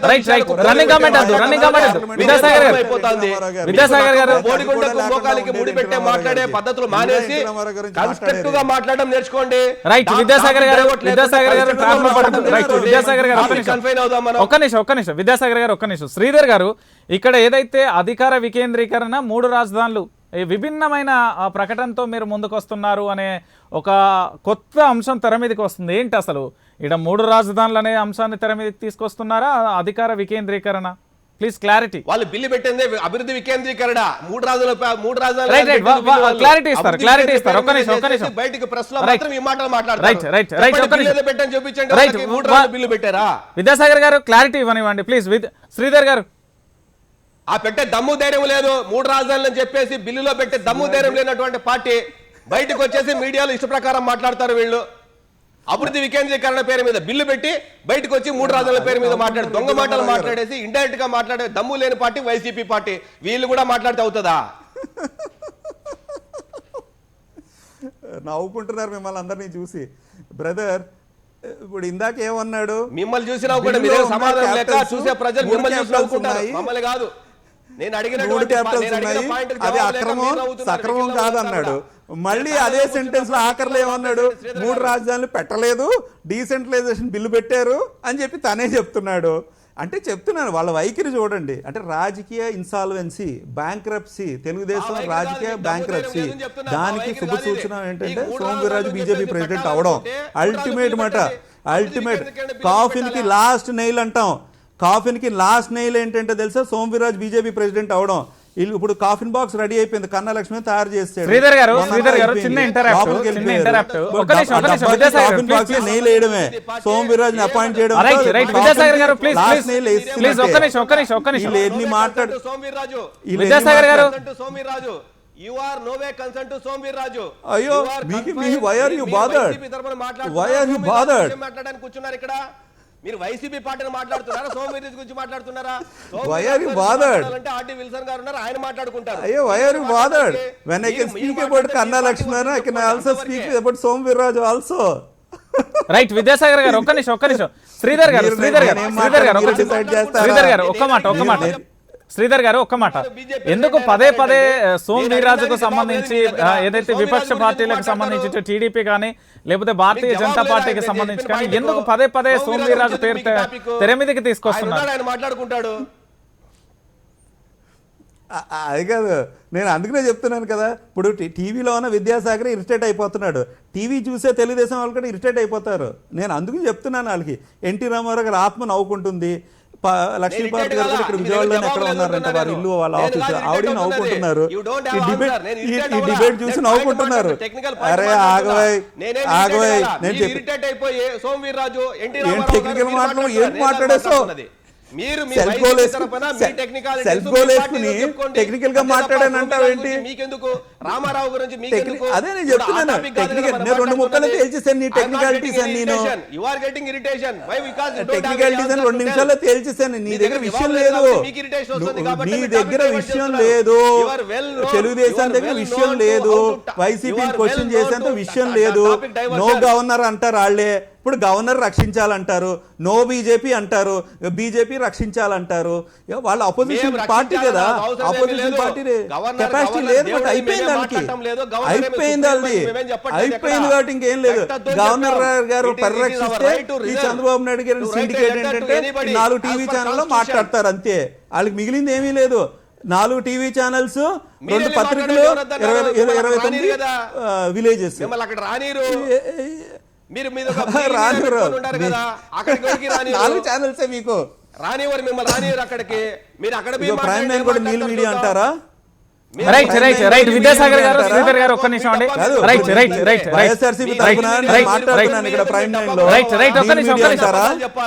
ఏం మాట్లాడతారు మీరు? వెళ్ళి మాట్లాడేది ఆ 4 ఛానల్స్, 2 పత్రికలు, 29 విలేజెస్ లోనే ఆ 4 రైతుల దగ్గర మాట్లాడతారు.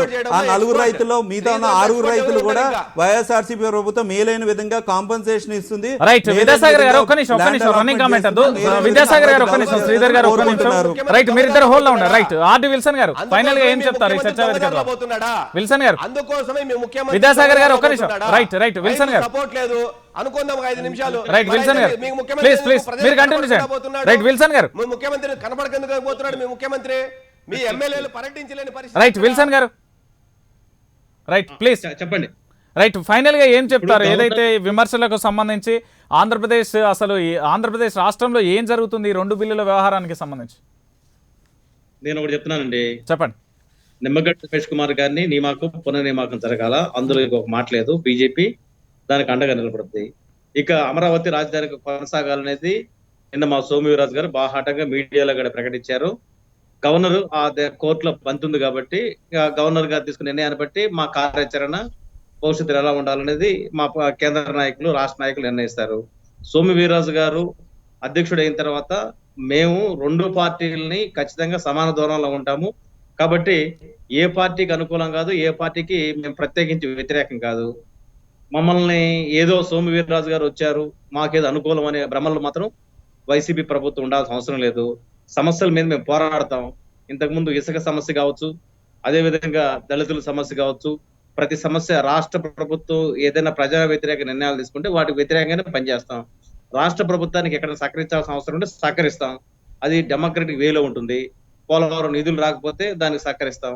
ఇంకేదన్నా రైట్ పథకాలకు నిధులు రాకపోతే సహకరిస్తాం.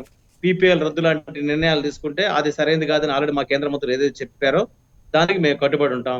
ఇప్పుడు నేనేమంటానంటే ఏదైనా సరే కేంద్ర ప్రభుత్వం స్పష్టమైన వైఖరితో ముందుకెళ్తుంది. కేంద్ర ప్రభుత్వాన్ని ఇంకో రకంగా మేమేదో మేనేజ్ చేసుకోవాలనుకుంటే అది సాధ్యమేది కాదు. బీజేపీని కూడా మేనేజ్ చేసుకోవడం సాధ్యం కాదు. సోము వీర్రాజు గారు స్పష్టంగా 2024 ఏపీ ఖచ్చితంగా అధికారం దిశగా మేము ముందుకెళ్తాం కాబట్టి మేము చంద్రబాబు నాయుడు గారిని, జగన్మోహన్ రెడ్డి గారు ఇద్దరికి సమాంతరంలో ఉన్నాము. రైట్ విజయ్ కుమార్ గారు, ఫైనల్ గా ఏం చెప్తారు ఈ చర్చా వేదిక ద్వారా? ఈ 2 బిల్లుల అంశానికి సంబంధించి ఆంధ్రప్రదేశ్ లో దుమారం అయితే రేగుతుంది. ఫైనల్ గా జనసేన ప్రతిసారి కూడా ప్రశ్నిస్తా అంటుంది, 2 విషయంలో కూడా ఏమంటుంది? అదే అండి, 2 విషయాల్లో కూడా మేము ఒకే స్టాండ్ మీద ఉన్నాం. 100% రమేష్ కుమార్ గారు అనేది 100% ఆయన్ని కంటిన్యూ చేయాలనేది మేము మాట్లాడుతున్నాం. 2 అమరావతి రాజధాని, అమరావతికి స్టిక్ ఆన్ అవ్వాలనేది ఎందుకంటే రాజ్యాంగబద్ధంగా కూడా వాస్తవానికి వీళ్ళు మధ్యలో మాటలు మార్చారు, కానీ వాస్తవానికి న్యాయం ధర్మం ఇలా మాట్లాడుకుంటా పోతే మినిమం ఒక ఎథికల్ గా అన్నా కూడా ఆ ఏదైతే రైతులు ఉన్నారో వాళ్ళకి అన్యాయం చేయకూడదు అనేది మా స్టాండ్.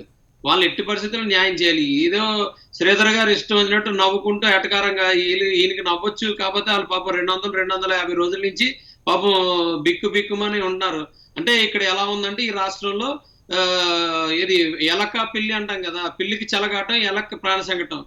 ఒక్క వైఎస్ఆర్సీపీ పార్టీకి మాత్రమే చెలగాటంగా ఉంది, ప్రజలకి అలాగే ఉన్న వాళ్ళకి కూడా ప్రాణ సంకటంగానే ఉంది. ఎందుకంటే వీళ్ళు తీసుకున్న నిర్ణయాలు, వీళ్ళు తప్పుడు విధానాలు, ఇవన్నీ కూడా ఎట్టి పరిస్థితుల్లో వీళ్ళు నవ్వితే నవ్వచ్చు, ఎన్నాళ్ళు నవ్వుతారో అన్నాళ్ళు నవ్వనండి. వాళ్ళు ఎలా కర్మ సిద్ధాంతం ఉంటుందో వాళ్ళు చూసుకుంటారు. డెఫినెట్ గా వాళ్ళకంటూ ఒక రోజు వస్తుంది, వాళ్ళు చేసుకున్న కర్మకే వాళ్ళు అనిపిస్తారు. ఎట్టి పరిస్థితుల్లో ప్రజలకు మాత్రం అన్యాయం చేయకుండా, అన్యాయం జరగకుండా మేమైతే బీజేపీ పార్టీ, జనసేన పార్టీ ఉద్యమ రూపంలో ముందుకెళ్తాం. ఎట్టి పరిస్థితుల్లో మేము స్టాండ్ ఏదైతే విద్యాసాగర్ గారు ఫైనల్ గా ఒక్క మాటలో ఫైనల్ గా సార్, ఇప్పుడు గవర్నర్ సంతకం పెట్టినా ఒరిగేది ఏమి లేదు, పెట్టనియండి. ఆయన ఏం లీగల్ ఒపీనియన్ తీసుకుంటారో, లీగల్ ఒపీనియన్ ఏమొస్తుందో ఆయన ఎవరికి పంపించుకుంటే ఆయన డిస్క్రిప్షన్ పవర్స్ ఆయన తీసుకోవచ్చు, పెట్టచ్చు. దాని తర్వాత న్యాయ సమీక్ష ఉంటుంది. న్యాయ సమీక్షలో ఖచ్చితంగా రాజధాని అక్కడే ఉంటుంది. కాన్స్టిట్యూషన్ పరంగా ఉన్నటువంటి ప్రొవిజన్స్ ఏమున్నాయో 2014 రీఆర్గనైజేషన్ యాక్ట్ ప్రకారం ఏదైతే ఉందో దాని ప్రకారం విభజన చట్టంలో ప్రకారం ఏదైతే జరగాలో అదే జరుగుద్ది తప్ప వీళ్ళు ఎంత పెట్టుకున్నా, ఇట్లా దొంగ బిల్లులు ఎన్ని తీసుకొచ్చినా, ఏం చేసినా ఇది అయ్యేది కాదు, చచ్చేది కాదు. ఇప్పుడు చచ్చినోడి పెళ్లికి వచ్చిందే కట్నం అన్నట్టు వీళ్ళు ఏంటంటే ఏదైతే వీళ్ళకి మైనస్ అవుతుందో తిరిగి ఇప్పుడు చెప్పారు పీపీఎల్ విషయంలో లాగా జీవో ఇచ్చి కొట్టేస్తే మళ్ళీ కాళ్ళు పట్టుకొని తిరిగి మళ్ళీ వాళ్ళకే క్రెడిట్ లాగా మేము పోయి మమ్మల్ని చూసి వేరే రాష్ట్రాలు వాతలు పెట్టుకుంటున్నాయి అన్నారు. ఆ వాతలు పెట్టుకున్నాయో లేదైతే నాకైతే తెలియదు, కానీ నేను ఎక్కడ చదవలేదు. వీళ్ళకైతే మాత్రం సెంట్రల్ గవర్నమెంట్ నుంచి బాగా ఒళ్ళంతా వాతలు అయితే పడ్డాయి పీపీ విషయంలో. ఇది కూడా రాజధాని విషయంలో కూడా 1000కి 1000% అమరావతి రాజధానిగా ఉంటుంది. 3 రాజధానుల బిల్లు అనేది బోగస్, లేకపోతే అభివృద్ధి వికేంద్రీకరణ అనేది బోగస్. ఈ బోగస్ బిల్లులు తీసుకొని వచ్చి ప్రజలను ఇబ్బంది పెట్టడము, ఇంకో వర్గాని మీద ద్వేషాన్ని పెంచడము, ప్రాంతాల మీద ద్వేషాన్ని పెంచడం అన్న దాని మీద ఈ కోర్టులు ఏవైతే ఉన్నాయో వాళ్ళు స్పష్టంగా ఈ ప్రభుత్వానికి రాబోయే రోజుల్లో చాలా తీవ్రమైన వ్యాఖ్యలతోటి, తీవ్రమైన పదజాలంతో ఈ గవర్నమెంట్ను ఏమైనా సరే చెప్తున్నా కదండి, ఇదే ఇట్లాగే కొనసాగితే ఆర్టికల్ 356ని ఇంప్లిమెంట్ చేయమని చెప్పే పరిస్థితి వీళ్ళు తొందరలో తీసుకురాబోతున్నారు, తీసుకొస్తారు కూడా. అన్కాన్స్టిట్యూషనల్ డెమోక్రటిక్ లేకుండా రాజ్యాన్ని పరిపాలించాలంటే కోర్టులు ఒప్పుకోవు. వీళ్ళు గవర్నర్ సుప్రీం అనుకుంటే రాష్ట్రపతి ఇచ్చేటువంటి ఆర్డినెన్స్ కూడా కొట్టేసే అధికారం సుప్రీం కోర్టుకు ఉంటుంది. కాబట్టి వీళ్ళేదో ఇప్పుడేదో వాతలు పెట్టుకొని ఇది గొప్ప అనుకుంటే చేయగలిగింది ఏమీ లేదు. 4 రోజులు ఆనందపడియండి, వాళ్ళ ఆనందం ఎందుకు కాదనాలా? 4 రోజులు ఆనందపడియండి. ఏదైతే ఎస్సీసీ విషయంలో అట్లా ఆనందపడ్డారు, బాగా సంకలు గుద్దుకున్నారు, 3 రంగుల విషయంలో సంకలు గుద్దుకున్నారు. ఏమైంది చివరికి? ఇదే అవుద్ది. ఇప్పుడు కూడా ఈ విషయం కూడా ఇదే అవుతుంది. It is unconstitutional. విభజన అనే పేరు మీద తీసుకొస్తున్నటువంటి ఏదైతే ఉందో వాటి మీద వీళ్ళకి వాతలు పడక తప్పదు. రైట్ శ్రీధర్ గారు, మేము గవర్నర్ గారికి గౌరవిస్తాం, హైకోర్టు డైరెక్షన్స్ ఫాలో అవుతాం, సుప్రీంకోర్టు డైరెక్షన్స్ ఫాలో అవుతాం.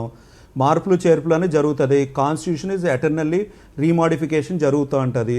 సెంట్రల్ పార్లమెంట్, సెంట్రల్ గవర్నమెంట్ కొత్త ఎలక్ట్రిసిటీ యాక్ట్ ప్రకారంగా రెగ్యులేటరీ అథారిటీ చైర్మన్స్ అపాయింట్మెంట్స్ అన్నీ కూడా సెంట్రల్ గవర్నమెంటే అపాయింట్ చేస్తుందని చెప్పి ఒక యాక్ట్లో కొత్త మాడిఫికేషన్ తీసుకుని వచ్చారు. రెండోది పీపీఏ రివ్యూ చేసేయడానికి ట్రైబ్యునల్ అనేది అపాయింట్ చేయడానికి ఈ 2 మార్పులు సెంట్రల్ గవర్నమెంట్ బీజేపీ తీసుకుని రావడం జరిగింది. ఆంధ్ర రాష్ట్ర ప్రభుత్వం రీనెగోషియేట్ చేస్తుంది, రీప్రైస్ చేస్తుంది, పీరియడ్ పెంచుతుంది, ప్రైస్ తగ్గిస్తుంది. అది కాకుండా ఆంధ్ర రాష్ట్రం 10,000 మెగావాట్లకి అదర్ థర్డ్ పార్టీ ఎంటర్ప్రినర్స్తో స్టార్ట్ చేయడానికి కొత్త పాలసీ కూడా డిక్లేర్ చేయడం జరిగింది. ఆంధ్ర రాష్ట్రం అడుగుజాడల్లో మిగతా రాష్ట్రాలు కూడా ఆలోచించి జరుగుతున్నది. No governor, no BJP, no ED, no CBI, no అన్నవాళ్ళు తెలుగుదేశం కావాలి రావాలి మీరే రక్షించాలని చెప్పి కోరుకుంటున్నారు. ఎన్టీ రామారావు గారి ఆత్మ వీళ్ళందరినీ చూసి నవ్వుతున్నది. లక్ష్మీభారతి గారు విజయవాడ నుంచే నవ్వుకుంటున్నారు వీళ్ళందరినీ చూసి. వీళ్ళ దుస్థితి తెలుగుదేశం మేమేదో ప్రజలకు వాత పెడుతున్నాం, అమరావతి రైతులకు వాత పెడుతున్నాం, అమరావతి రైతులకి బెటర్ కాంపన్సేషన్ ఇస్తున్నాం, ఎస్ఐన్ రైతులకి బెటర్ కాంపన్సేషన్ ఇస్తున్నాము. అమరావతిని సెంట్రల్ పార్లమెంట్ ఏదైతే బడ్జెట్లో పెట్టారో గిఫ్ట్ సిటీ కింద డెవలప్ చేసే ఆస్కారం అమరావతికి ఉంది. ఖచ్చితంగా అమరావతిని విశాఖపట్నం, కర్నూలు కూడా డెవలప్ చేస్తాం. డీసెంట్రలైజ్ బిల్లు యాక్సెప్ట్ చేయించుకుని ముందుకు వేస్తాము. వాతలు ఖచ్చితంగా తెలుగుదేశానికి, జనసేనకి. ఈనాటి స్ట్రైట్ టాక్ లో పాల్గొన్న అద్దెపల్లి శ్రీధర్ గారికి, విద్యాసాగర్ గారికి, ఆర్డి విల్సన్ గారికి, సుందరపు విజయ్ కుమార్ గారికి అందరికీ కూడా పేరున కృతజ్ఞతలు. ఇక మొత్తంగా చూడొచ్చు ఏపీలో బిల్లుల దుమారం అయితే రేగుతుంది. మొత్తానికి 2 బిల్లులకు సంబంధించి ఏదైతే గవర్నర్ దగ్గరికి చేరింది, మరి గవర్నర్ ఎలాంటి నిర్ణయం తీసుకోబోతారు, న్యాయ నిపుణుల సలహాతోని ముందడుగు వేయబోతారా, ఆమోదిస్తారా, మరి రాష్ట్రపతికి వెళ్తుందా, కేంద్ర జోక్యం ఉంటుందా, ఇలాంటి అన్ని ప్రశ్నలు కూడా మరి మున్ముందు ఎలాంటి నిర్ణయం ఉండబోతుంది అనేది మనం కూడా వేచి చూడాలి. ఇది ఈనాటి స్ట్రైట్ టాక్. చూస్తూనే ఉండండి ప్రైమ్ న్యూస్, నిజం ఇదే మైజన్. Signing off Ranjith.